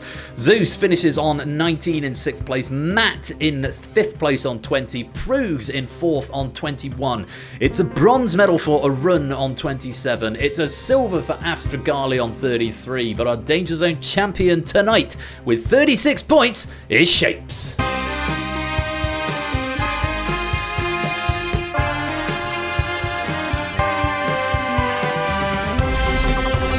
2 balls in the boneyard, both on top. Absolutely. James, very well done. And Not a Cat, welcome to the stream. Great to have you here. And that is at 8 minutes to 10, the first feature game of Season 16 done. That took far, far too long. Mr. Magnetics, welcome to the stream. Great to have you with us. Oh, well, one oversight on me forgetting to convert the data and one crash later on, but blissfully the recovery seems to have done the trick. It should have recovered all data, and then obviously round 4 ended up being a bit of a fudge, but thank you for playing the honour system.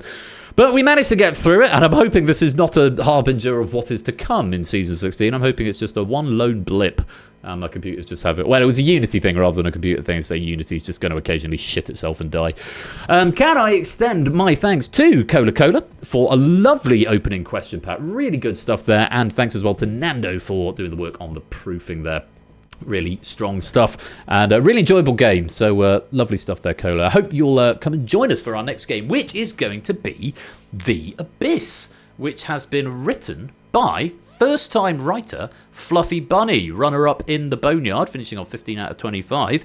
And yeah, Fluffy Bunny has written his first pack for game night, and it's The Abyss. It was proofed by me, and I can say now it's a really good pack. Lots of accessibility for all levels, and we're going to see what happens with it. That's going to be coming up after the break. I'm going to roll the credits, and then I'm going to play some adverts. So if you're not subscribed, you'll see some adverts, but it just means pre-rolls get cancelled for anybody coming to join late. So we won't start the next game without you, but there's going to be 3 minutes of ads coming up in a few minutes' time. Flyboy, welcome to the stream. So yeah, go grab yourselves a drink, go stretch your legs for a few minutes, and when we come back, we will be playing The Abyss, as written by first-time writer Fluffy Bunny. I do hope you'll come and join me for it. Until then, congratulations to Shapes, our Danger Zone champion, and I will see you for The Abyss in a few minutes' time.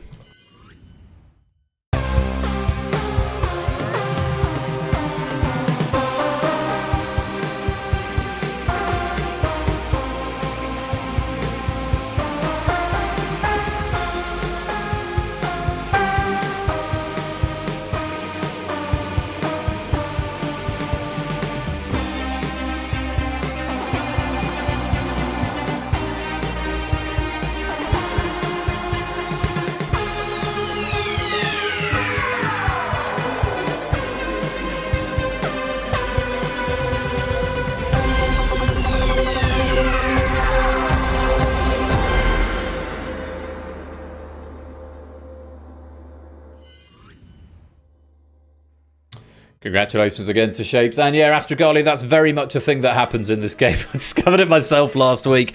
But lovely stuff there. Thank you again to Colo for a lovely, lovely pack there. I can now cancel recovery mode. I can move that into used. And I can give you all some danger pennies. Bonus pennies. Danger. Danger. High voltage.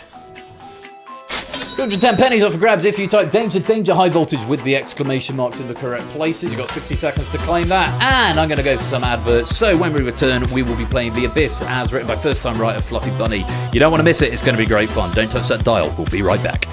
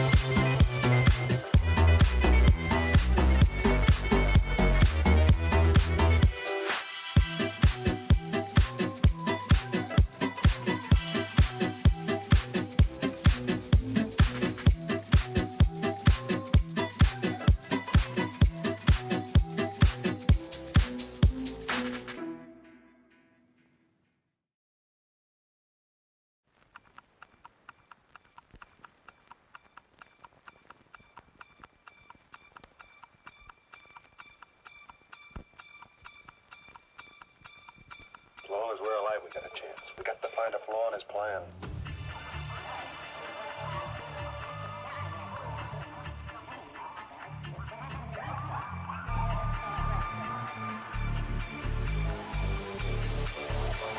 Oh, not a chance, fella. Not a chance.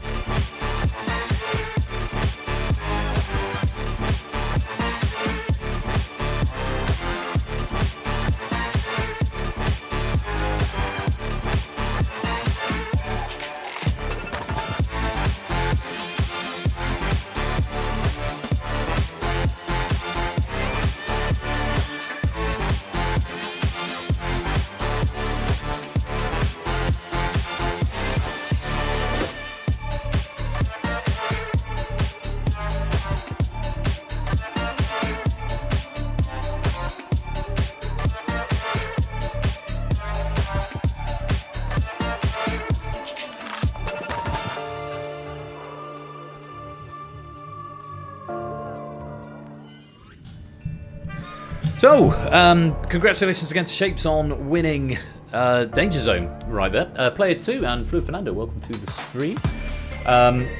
Lots of raid messages coming in, do keep them coming in. Just to do a bit of continuity now while we wait for the music to finish. Obviously Abyss coming up in just a minute with brand new first time writer Fluffy Bunny. But before that, here's a message from our sponsor, AB.me. Oh. Hi Ben, did you remember to give me the pennies for the raid message in last episode of last season? Yes! Yes, I did. Just as you said that, thank you very much for the 48-month subscription there, ABB. And yes, there's your penny mess. Because, of course, yes, we raided after I cleared the bank, or was going to clear the bank, so they wouldn't have counted for anything. So, yes, there you go. And thank you again for that raid message. So lots of pennies being cashed in. I'll do those probably at the end of the stream. Just to very quickly go through a little bit of continuity. First up, Topper is back, I want to say tomorrow? Yes, Cloud9 and Slam, October the 13th. So go give him a follow if you want even more quiz in your life. Tomorrow evening from 8 p.m. BST, still BST for now, for Cloud9 and Slam over on Topper's channel for his Season 8. Ash the Bash, meanwhile, is back after a little bit of hiatus for the last couple of weeks. He's been away and doing family stuff and gigs and things, but he is back now. He was back last night with Equation Grid, Relativity and Wipeout, but he's going to be back on Wednesday and Friday this coming week. The 16th and 18th of October, also at 8 o'clock. Brain Teaser All Clued Up and Million Duke drop on the Wednesday, and then Cubed and 1,000 Heartbeats on the Friday. So again, go give him a little follow as well. And for me, here at Game Night, we are we're one game, 1.5 games, 2 games arguably, into Season 16, somehow. And of course, we are moving on with the now new Thursday stream, where we've got original trivia on that Thursday stream. Just going to turn that down just a little bit. And this coming Thursday, we've got Distinction, Hacker, and Red Herrings to look forward to. Distinction by Lupine, Hacker by Clive, and Red Herrings by another new writer to the community this season, JR Plays Games. That's this coming Thursday at 8 o'clock. Lupine, Clive, and JR providing us with Distinction, Hacker, and Red Herrings. Then next Saturday, if you're just here for the weekend, we've got a trio of games. We've got Crossfire from Zeus, we've got The Escape Artist from Oni, and then we've got Spotlight, scheduled Spotlight, by a variety of authors. That's going to be next Saturday at 8 o'clock, and hopefully everything will be a bit smoother than it has been tonight. Fingers crossed. Is that the end of the music? Got to find a flaw in his plan. I'm going to call that the end of the music anyway. So yeah, that's what's coming up in Game Night and Environs over the next week or so. As ever, if you want the most up-to-date information, do head on over to the Discord where you can talk to me directly, which is, I think, is fun, but you may have different opinions about that. Anyway, that's what is coming up in the near future. In the immediate future, though, we are going to go and play The Abyss. It's by brand new writer Fluffy Bunny. It's been proofed by me, and there's a lot to like about this pack. So you'll need the app once again. So if you're using it for Danger Zone, you'll need to give it a bit of a refresh. There is the link again in case you need it. So, without any further ado, let's get on with Fluffy's first contribution to Game Night. It's time for The Abyss.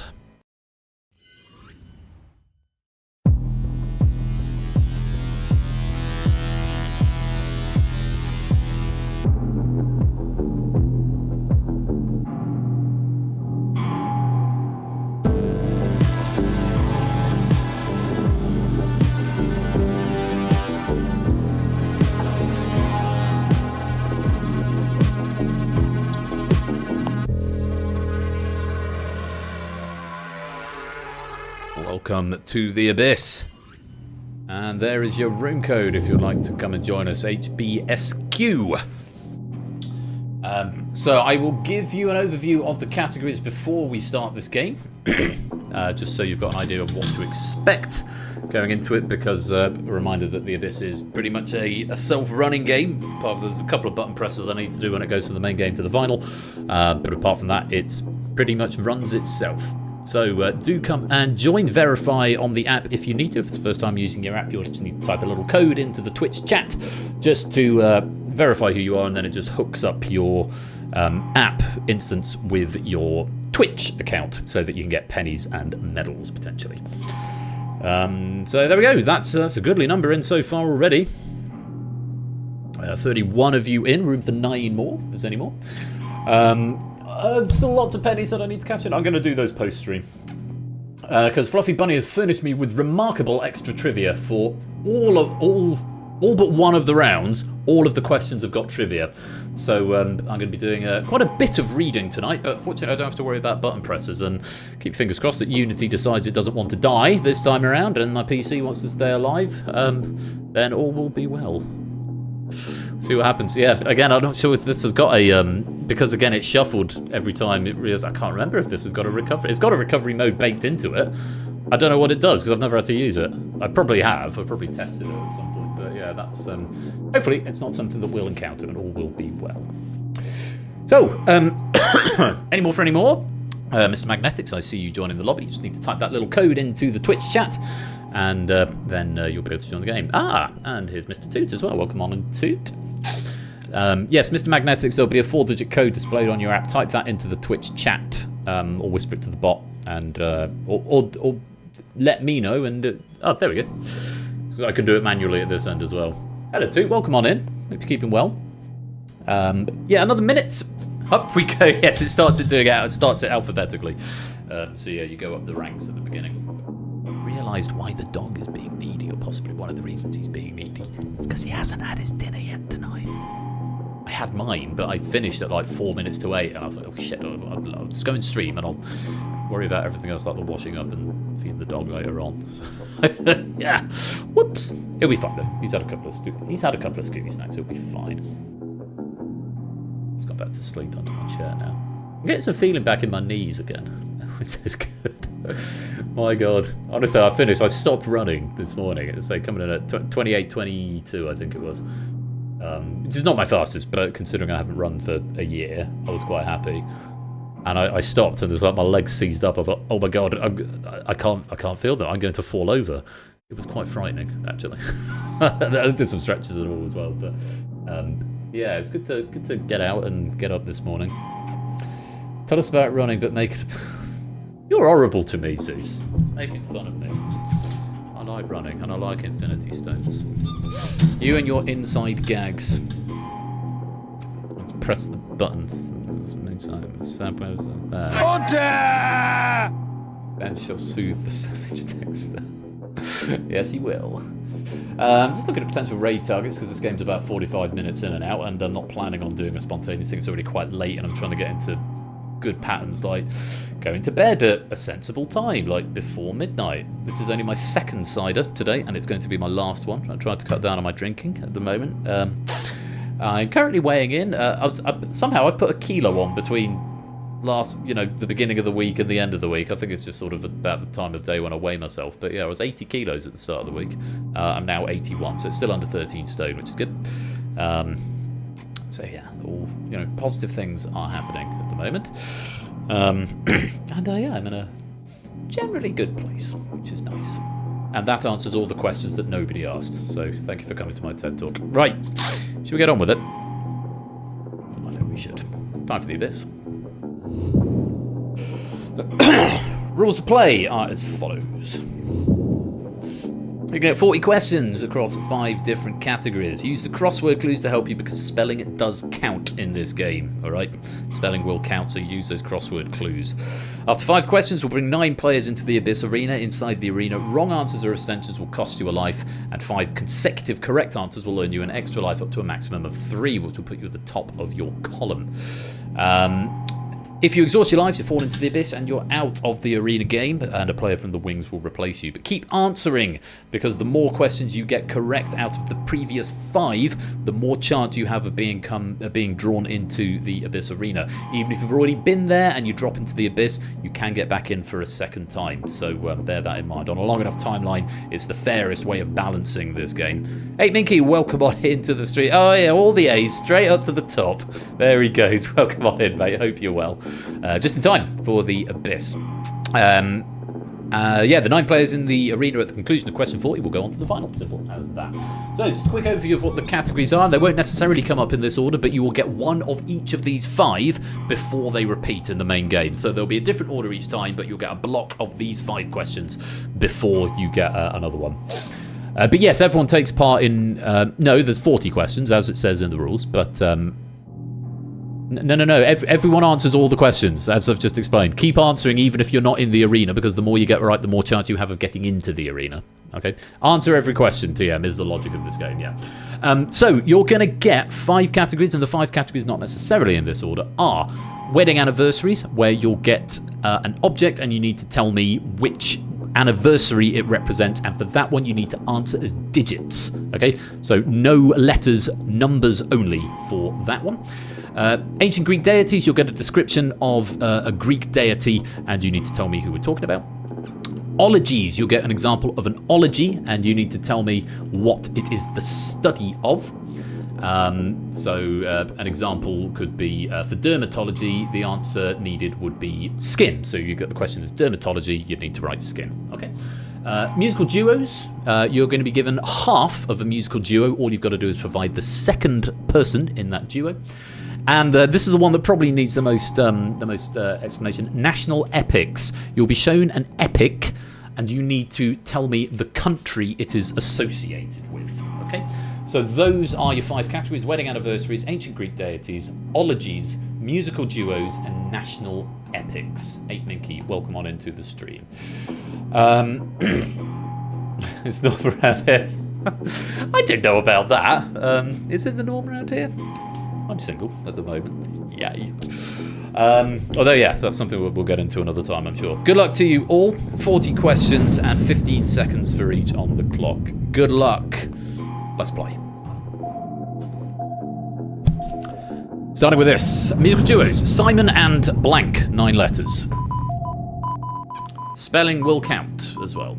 Unfortunately for Fire in the Disco and Quicklime, who've got the L and the E the wrong way round. And Vixen, who's put it with an A instead of an E at the end. And Pyro, who put the L and the E the wrong way round. Garfunkel. Simon and Garfunkel was the answer. And yes, I've got lots of notes. Bridge Over Troubled Water is only UK #1, 3 weeks in 1970. National epics, Beowulf, 7. Tell me the nation associated with that epic. Beowulf.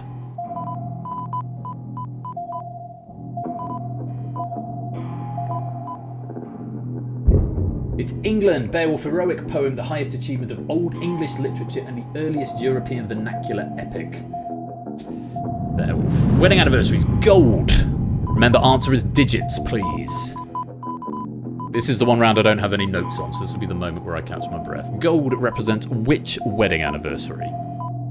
Incidentally, where there's a difference between US and the UK definitions will be given in the question. 50 is a golden anniversary. And the next, ologies. Meteorology, 7 or 10. What is that the study of?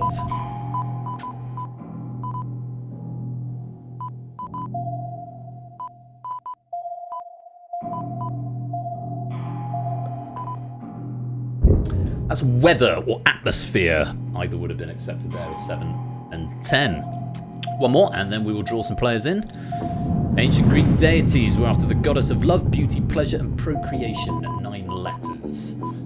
Meteorology, incidentally, is science that deals with the atmosphere and its phenomena, and especially with weather and weather forecasting, or the atmospheric phenomena and weather of a region. And that would be Aphrodite, the Olympian goddess of love, beauty, pleasure, and procreation. She was depicted as a beautiful woman, often accompanied by the winged godling Eros, goddess of love. Her attributes included a dove, apple, scallop, shell, and mirror. Let's bring some players into the Abyss Arena. SJ joining us with 2, Toots joining us with 5, Jogging joining us with 3, Stilgar joining us with 5, And remember, the more questions you've got right, the more chance you have of coming in. Sam coming in with 4. JR, what did you write? Yes, you did. You wrote Aphrodite. Oh, and they are the wrong way round. Vertigo joining us with 3. Rias joining us with 2. Fetch joining us with 4. And finally, Apodo joining us with 4. Welcome you 9. See how long you can stay in the Abyss Arena for. Good luck. Let's play on. Speleology, 5 letters. Speleology, what is that the study of?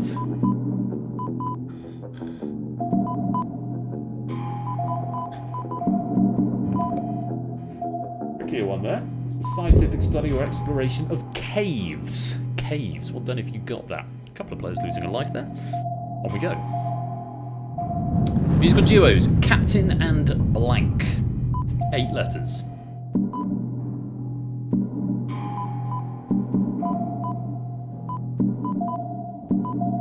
I think a few people are getting this, well done. If you got Captain and Tenniel. Reached number 7 in 1980 with Do That To Me One More Time. Their more famous Love Will Keep Us Together reached number 1 on the US Billboard charts, but only number 32 in the UK. National Epics is next. Edda. What is the country associated with that national epic? Edda. What nation are we looking for? Spelling counts. Gotta count, Astrikali. Bad luck on that one. Tricky one here. Iceland is the answer. Edda, body of ancient Icelandic literature contained in the 2 13th century books commonly distinguished as the prose or younger Edda and the poetic or elder Edda. SJ and Rias have dropped into the abyss and are out the game and are replaced by AVMe and Cola. Let's go on. Wedding anniversaries. Wood. Answer is a digit. How many years does Wood celebrate?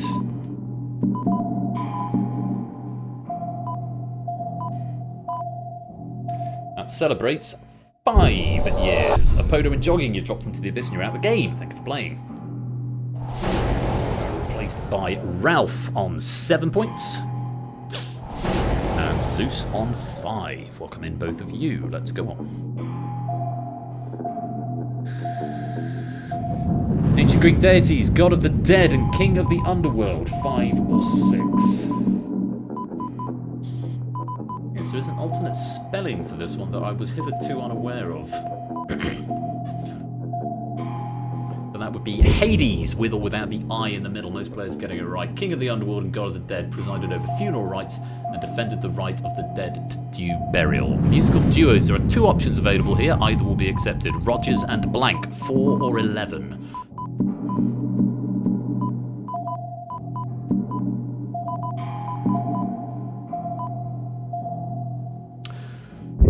We've got there is Heart, but we also accepted Hammerstein. Richard Rogers wrote the musical for many musical theatre hits, with Lorenz Larry Hart writing lyrics from 1920 to 1940, and with Oscar Hammerstein II being the lyricist and librettist in the 40s and 50s. Wedding anniversaries. Pearl, with 2 numbers. In this, remember, answer in digits. Which wedding anniversary is celebrated with Pearl? That is the 30th wedding anniversary. Stilgar and Vertigo, you've dropped into the abyss and you are out of the game. Thanks for playing. You are going to be replaced by Ape, currently joining us with 10. And Fire in the Disco, joining us with a score of 5. Welcome on in, both of you. Let's play on. Ancient Greek deities, god of war, battle lust, courage, and civil order. 4 letters. Remember, we're after Greek, not Roman, and not Norse. To everyone who has put Mars and Thor, the answer was Ares, the Olympian god of war, battle lust, courage, and civil order. Depicted as either a mature bearded warrior armed for battle or a nude beardless youth with a helm and a spear. Sam and Fetz, that's 5 right in a row. You've got an extra life. Well played. On to ologies. Vexillology. 5 letters. I'm hoping most of us will get this. Ask God of FML. Love it. Vexillology is, of course, the study of flags. Zeus losing a life on that one. Yes, scholarly study of the history, symbolism, etiquette, design, manufacture, and other aspects of flags. National epics. Nibelungenlied. Nibelungenlied with 7 letters. What is the country associated with this national epic? Nibelungenlied. 7 letters. Of course, Germany, a Middle High German epic poem written about 1200 by an unknown Austrian from the Danube region. German epic written by an Austrian. Ancient Greek deities, look for the god of the sun, Greek deities, and no other cultures. 6 letters.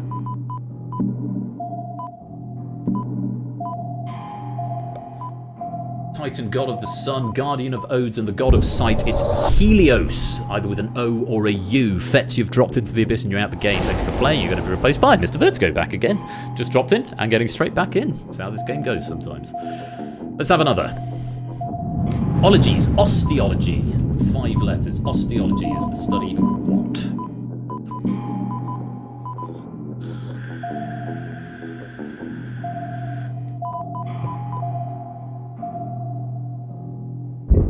That's the study of bones. Bones. Specifically, what is it? Branch of anatomy dealing with the bones. Ralph and Cola, 5 right in a row, and Extra Life, both back up to the top flight there. Well played. Wedding anniversaries again. Diamond. 2 digits in this one. Diamond is celebrated on which wedding anniversary?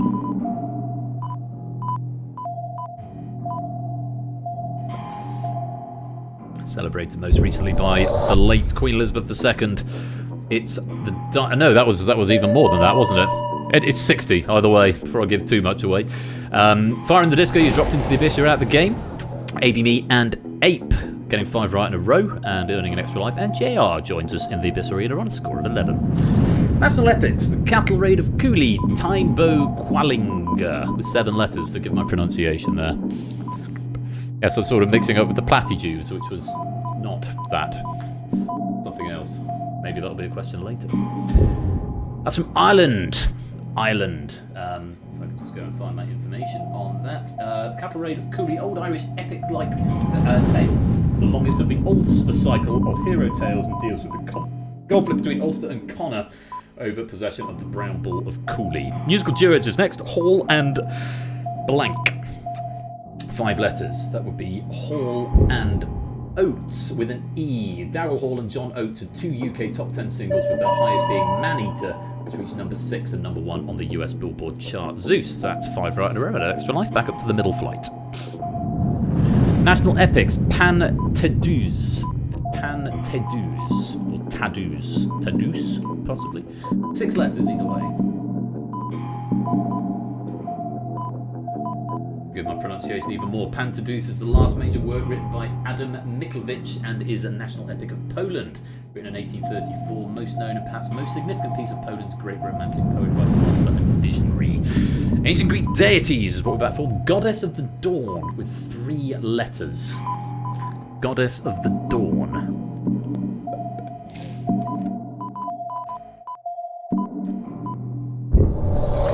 Eos is the answer. The rosy-fingered goddess of the dawn. She and her siblings Helios and Selene were numbered among the second-generation Titan gods.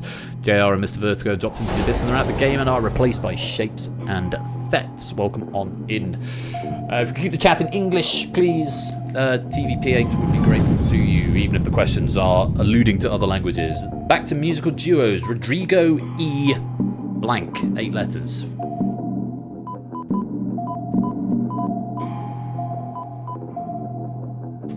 Don't know if you got this. Rodrigo y Gabriela, Mexican acoustic guitar duo. Their 2006 album Rodrigo y Gabriela only reached number 53 in the UK, but it did reach number 1 in Ireland. A lot of drops there. ABMe, Zeus, Ralph, Cola, and Ape all dropping into the abyss and are out the game, and are being replaced by Clive, Oppie, Marcini on 14, 8, and 3 respectively. Tigo joining us on 12, and Bob joining us also on 12. 17 questions to go. Let's play on. Next question is ologies. Petrology. 5 letters. Petrology.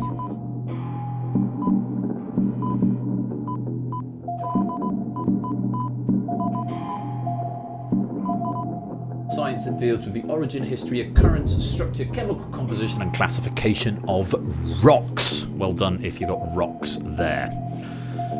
Onwards. 2. Wedding anniversaries. Crystal. Crystal is the wedding anniversary. It was which wedding anniversary, I should say. Crystal.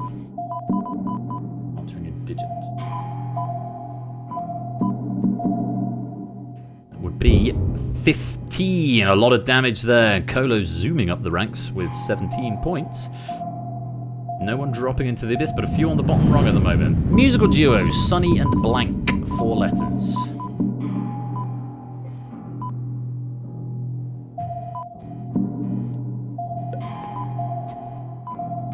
That is, of course, Sunny and Cher. I got you, babies. They're only UK number 1. 2 weeks in 1965. Marcini and Oppie have dropped into the abyss and you're out of the game.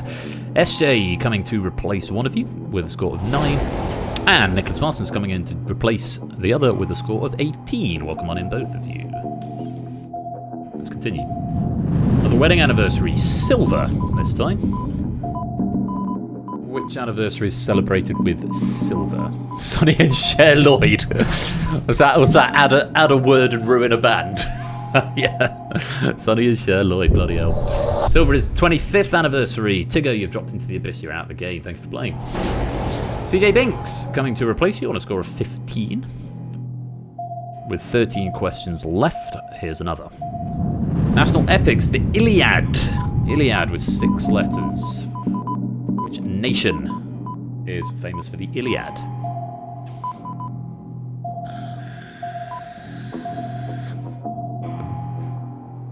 Epic Greek poem. So Greece was the answer in 24 books traditionally attributed to the ancient Greek poet Homer.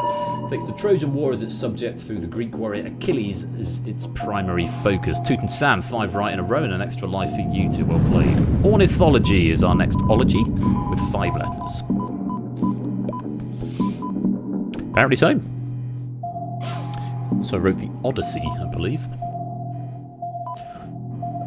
Ornithology is the study of birds. What are birds? We just don't know. SJ, you've dropped into the abyss. You're out of the game. A branch of zoology dealing with birds. Fluffy's favourite joke with the citation to Humphrey Littleton.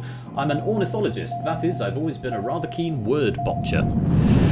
Ancient Greek deities is next. God of the sea, earthquakes, floods, drought, and horses. 8 letters. SJ dropping into the abyss and Nata replacing you on that pass as well.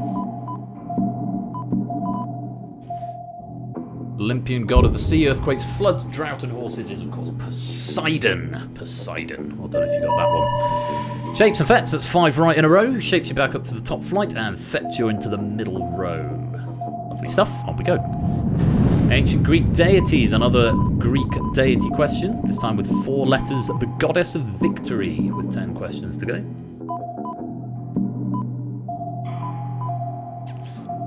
Famous sports brand named after this god. It is Nike or Nike, although I've also have Nice, N-I-C-E, as an alternative spelling. The winged goddess of victory, both victory in war and victory in peaceful competition. The wedding anniversaries again. Ruby. Ruby, Ruby, Ruby, Ruby. I can tell you afterwards what you actually told. In fact, I can tell you now, Prugs. You went Poseidon, D-E-N. It's a D-O-N at the end, Prugs, unfortunately. Ruby is the 40th wedding anniversary. Clive and Natty have dropped into the abyss. You're out of the game. You're going to be replaced by Arbitro, aka Matt the Ref, on a score of 14. And Flyboy on a score of 25. Let's go on with 8 questions left. Here's the next one. National epics, Ramayana. Ramayana. What nation do we associate with Ramayana?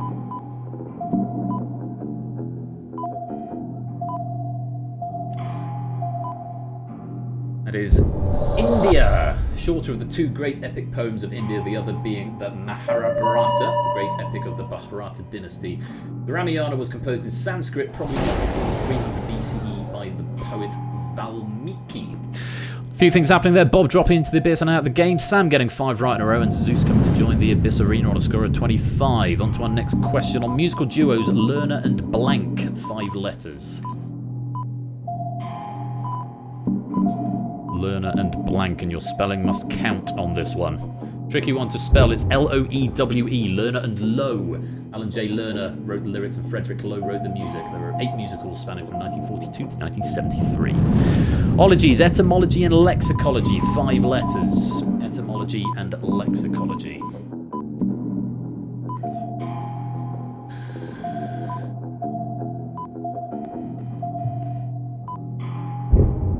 That's the study of words. Etymology is a branch of linguistics that studies the origin of words, and lexicology, a branch of linguistics concerned with the signification and application of words. Into the final 5 then. National epics. Kalevala. 7 letters. Kalevala. Which nation is that associated with?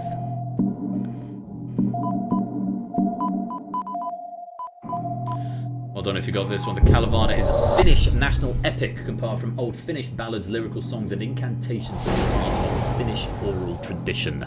CJ Binks and Fetz dropping into the abyss and out of the game, replaced by SJ and Stilgar on 11 and 23 respectively, with just 4 questions to go. Here is the next one. Yes, lots of information in this pack. Struggling to get through it all. Ancient Greek deities, goddess of indignation against and retribution for evil deeds and undeserved good fortune. 7 letters.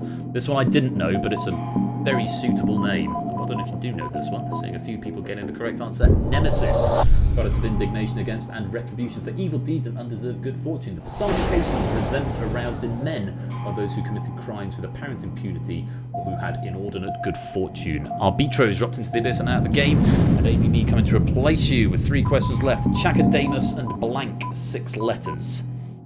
Who is the missing half of that musical duo?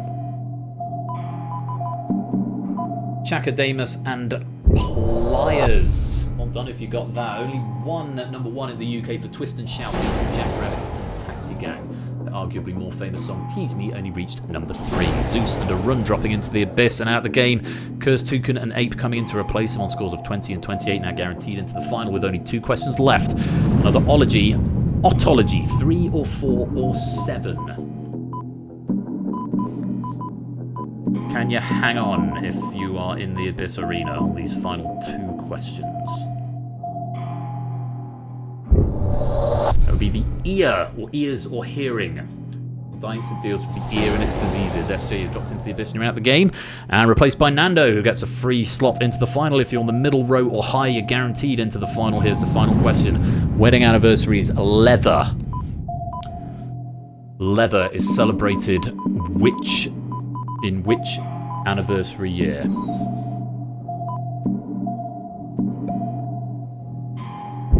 It is the 3rd wedding anniversary, and AB, me and Stilgar have dropped into the abyss and are out of the game and are going to be replaced by a Run on 28 and Tigo on 19. And just like that, we have our 9 finalists and we have had our 40 questions. It's going to restore the lives and send the balls back up to the top flight so everyone is on a level playing field, ready for the final. So, lots of information there. And Silver Electron, welcome to the stream. Yes, I was trying to read because Fluffy Bunny's furnished me with remarkable details on all of these questions. It would have been frightfully rude not to share it. I think I got through most of it. I had to curtail some of them. I was also commenting on the game as well, but hopefully we all learned something there. And so we have our 9 finalists. A Run, aka Nicholas Parsons on 28, Toot on 38, Flyboy on 31, Cursed Toucan on 21, Sam on 34, Shapes on 32, Nando on 28, Tigger on 19, and Ape on 29. You 9 are potentially going to be crowned the Abyss champion. Remember, there's only 1 medal in this game, and there's potential for nobody to win it. But of course, you all still get pennies for the number of questions you get right. And in the wings, the number of questions you've got is shown there next to your names, and if you're yellow, it means you are in the Abyss arena. So, it's time for the final. Yeah, no bad end. I think we had a bad end last time we played. Let's try not to get one this time. Here's the rules for the final. It's basically the same as before. You're going to face up to 10 questions across the same 5 categories, but they'll now be displayed in a random order. So it's potential you could get 2 ologies in a row or 2 Greek deities in a row. Players in the Abyss have had their lives refreshed. Gameplay is identical to before, but extra lives are no longer awarded for 5 right in a row, and players who drop into the Abyss will not be replaced. Evening A4DD. Was that ad? How do we say that? We've got 10 questions left tonight, so I mean, you can join if you like. If you want to sort of get a come and join us. Ad, okay, we'll go with ad. Welcome. If you hit the link there, or go to the app page there, and yes, welcome to the stream as well. Join with the room code, which is at the top, HBSQ, and then type a little code, and then you'll get at least 10 questions. You'll get some pennies for it, and you'll get a feel of what the app is like. So we can hang fire just for a few seconds while I'm finishing explaining the rules. So extra lives are no longer awarded, and players who drop into the Abyss will be eliminated permanently and not replaced. Imagine being introduced to this madness with Stu. Imagine that. That would be crazy. Last player left standing is declared the winner. In the event no winner has emerged after 10 questions, the winner is the player who's higher up their column, and in the event of a tie, the player with the highest score, is declared the winner. And wish you all the very best of luck. Something stuck in between my teeth, slightly annoying me. Spontaneous Ven, are you having a laugh? So yeah, Ad, if you wanna come and join in, load up the app. The WebGL browser version is probably the best. Oh, you said you're watching. I'll watch and try to. Okay, fine. Sorry, I missed that. No problem at all. So good luck to you all. Same categories, up to 10 questions. Let's see if anyone can survive, and if so, who it's going to be. Good luck. Let's play. Starting with this, ancient Greek deities, goddess of the rainbow with 4 letters.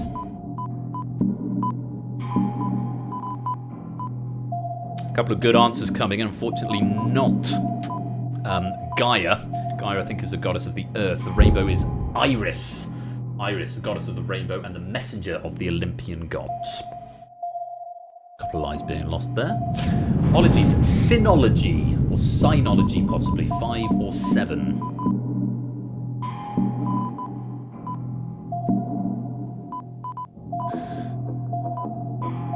One of 2 answers we'd accept there, either China or Chinese, the study of the Chinese and especially their language, literature, history and culture.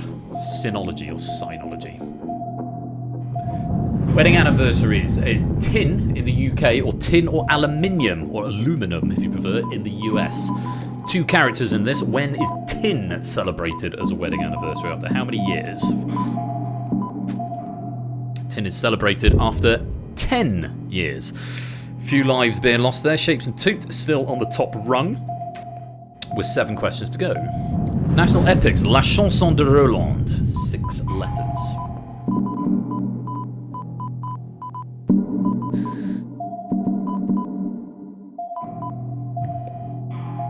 La Chanson de Roland, meaning the Song of Roland, is a French epic poem, probably the earliest, circa 1100, Chanson du Gist, and is considered the masterpiece of the genre. Very well done if you got that one right.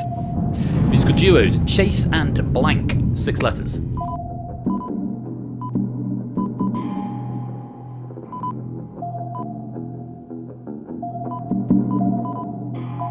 I'll tell you about 7 years in a minute, Astrogale, actually. Jason Status, English electronic music duo, currently have 1 #1, Backbone, with Stormzy, set in 2024. Another ology one for you, Mycology, 5 or 8 or 9. Mycology.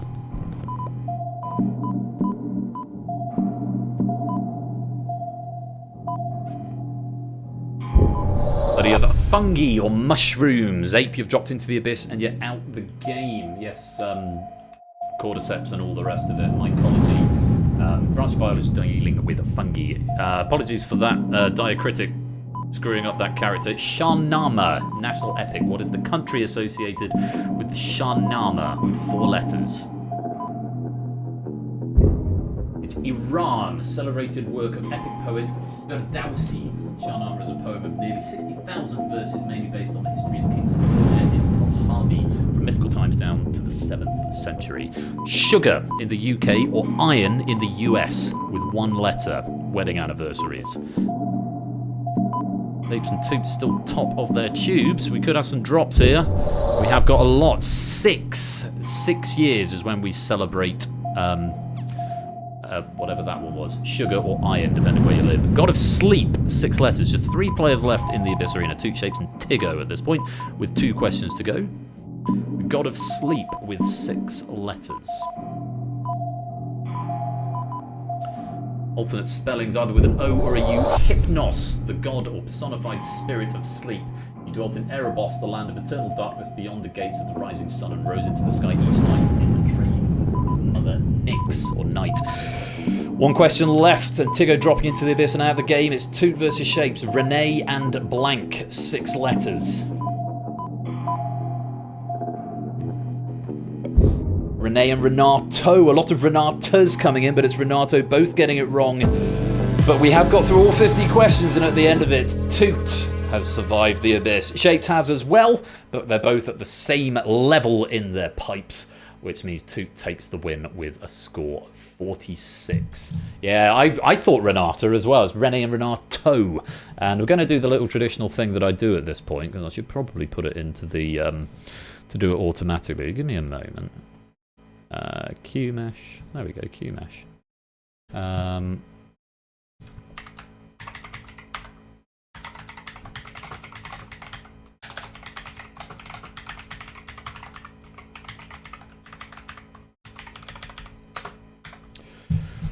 There we go. Toot, and also Shapes of Fairness, have survived the abyss. But it is, of course, I think it was Samster who got that treatment last time.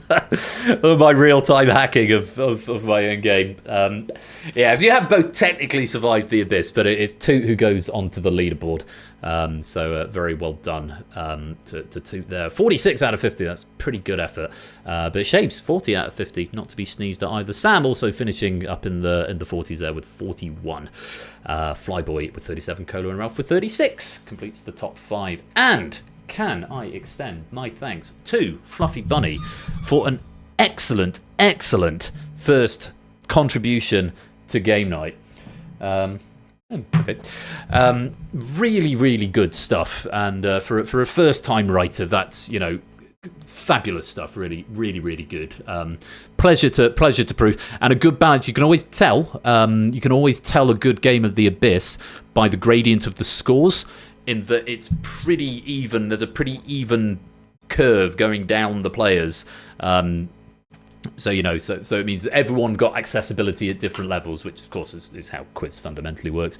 But really good stuff there, Fluffy Bunny. So thank you very much for that pack. We look forward to seeing more from you later in the season. I hope you enjoyed writing it. And, yeah, really good stuff. Thank you again. And congratulations, of course, to Toot, finishing in the lead on 46 points. And that is going to be the end of the game. It's going to be the end of the stream in a minute. But I'm going to roll the credits, and then I'll come back to the cam to wrap up. So, yeah, one thing just to add on that, yeah, this is a game it would have been really useful to have another person, possibly, because the Fluffy Bunny has furnished me with remarkable details, and of course I've got to read the question, read the commentary for like who's dropped and who's been replaced and what the scores are and all the rest of it, and do all of the lines of the game, and then read all these notes in between. So yeah, but that's such a tomes of information here, which I always really appreciate, and hopefully even if we missed a few questions, we all learned something along the way. Yeah, lovely stuff. I like to have it with live people though, Matt, to do it. It just keeps the flow a bit better when you've got an actual person here you can sort of interact with. So yeah, it's always a good game to do when we've got guests here. Get Ben's mum in there. So I would love to have my mum down to come and co-host. You get a bit frightened by the number of monitors, I imagine. Yeah, I'm not sure if I've got any guests coming over this season, but very often it ends up being a spontaneous thing. But yeah, we'll see what happens. Anyway, that is the end of The Abyss. So thank you all for playing. Thanks again to Fluffy Bunny, and congratulations in part to Shapes, but principally to Toot, because you have survived The Abyss. See you in a minute.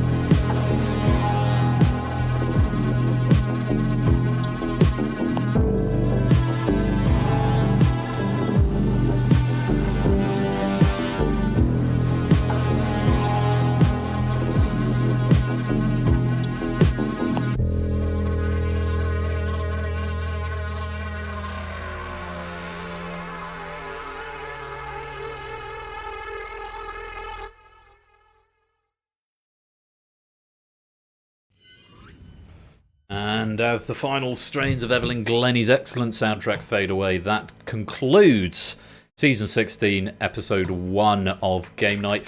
Thank you everyone very much for coming to join me. It's been, in spite of the, yes, hashtag doggo dinner time, that sounds about right. In spite of the technical hitches we've had along the way, and again, apologies for those. Sometimes the technology just decides it's not going to work, but I feel I managed it and sort of got through it with reasonable aplomb. Again, thank you all very much for your patience. When things do go wrong, it's very easy for me to sort of just see red and freak out. So it's one of my, part of my new life process to deal with things better. That's a big part of it when things don't always go to plan. It's the thing with live broadcast. It's it's never going to be perfect. So yeah. Anyway, that is going to be it from me for this evening. But I'm going to be back on Thursday. I do hope you'll come and join me for that. Twitch.tv/royal_flush at 8 p.m. And we're going to be playing Distinction, Hacker, and Red Herrings. Looking forward to that. Distinction from Lupine, Hacker from Clive, and Red Herrings from JR. Another new writer this season, JR.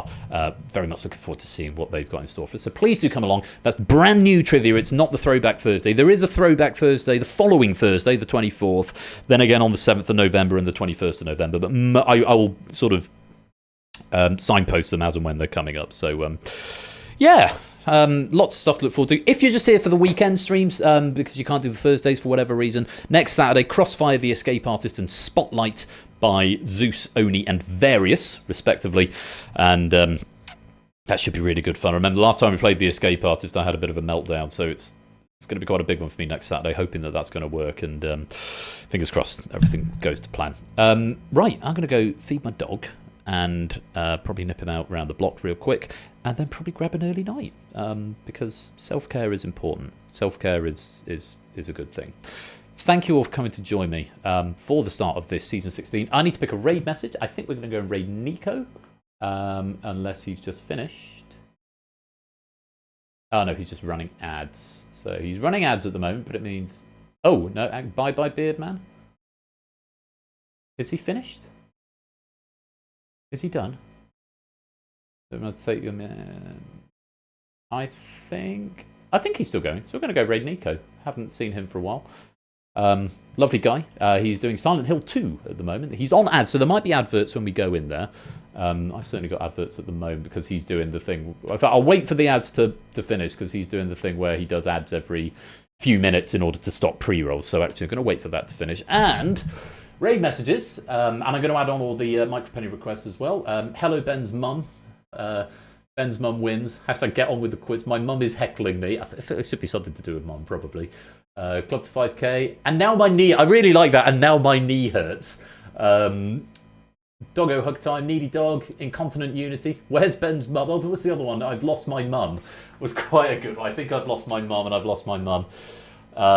There's quite a few good ones there about my mum. I don't want to make my mum. It feels a bit mean to do that. Is he done? I think he's still going. Oh, he's gone to the loo. I'll wait for him to come back. Right. I think I'm going to go with Skull's suggestion. I really like this. And now my knee hurts. It's the first raid message that came in. Otherwise, yeah, this feels a bit mean to sort of focus on my mum. But we're going to go raid Nico, who's a friend of the community, great guy, and for variety streamer. So he's currently playing Silent Hill 2 and has been on for 9.5 hours. It looks like he's still going strong. So that's excellent stuff. I'll be back on Thursday. Don't forget, you've got Ash on Wednesday and Friday. You've got Topper tomorrow. Nico with the message about a knee. I know, right? Clever. That's not done on purpose. It's entirely by accident. Ash on Wednesday and Friday. Topper's here tomorrow. I'm back on Thursday and, of course, next Saturday for even more game night stuff. Thank you all once again for coming to join me. I've had a really good time in spite of the small technical issues that have come up. Thank you for your patience with those. Thank you again to all of the writers. I hope you enjoyed Plinko. That was from me. Thanks to Cola for Danger Zone. And to Fluffy for the Abyss, the proofing team as well, Nando and Lewis, who have... was it Nando and Lewis? Oh God, that would be embarrassing. Yeah, Nando and Lewis, who've chipped into those, and me as well. Yeah, it's been great fun. Season continues on Thursday, and I will see you there. Until then, enjoy the rest of your weekend. Be splendid and wonderful and marvellous and safe as always. And until next time, you have been watching Game Night Season 16. I've been Royal Flush, and until Thursday, do take care. Peace out, and good night.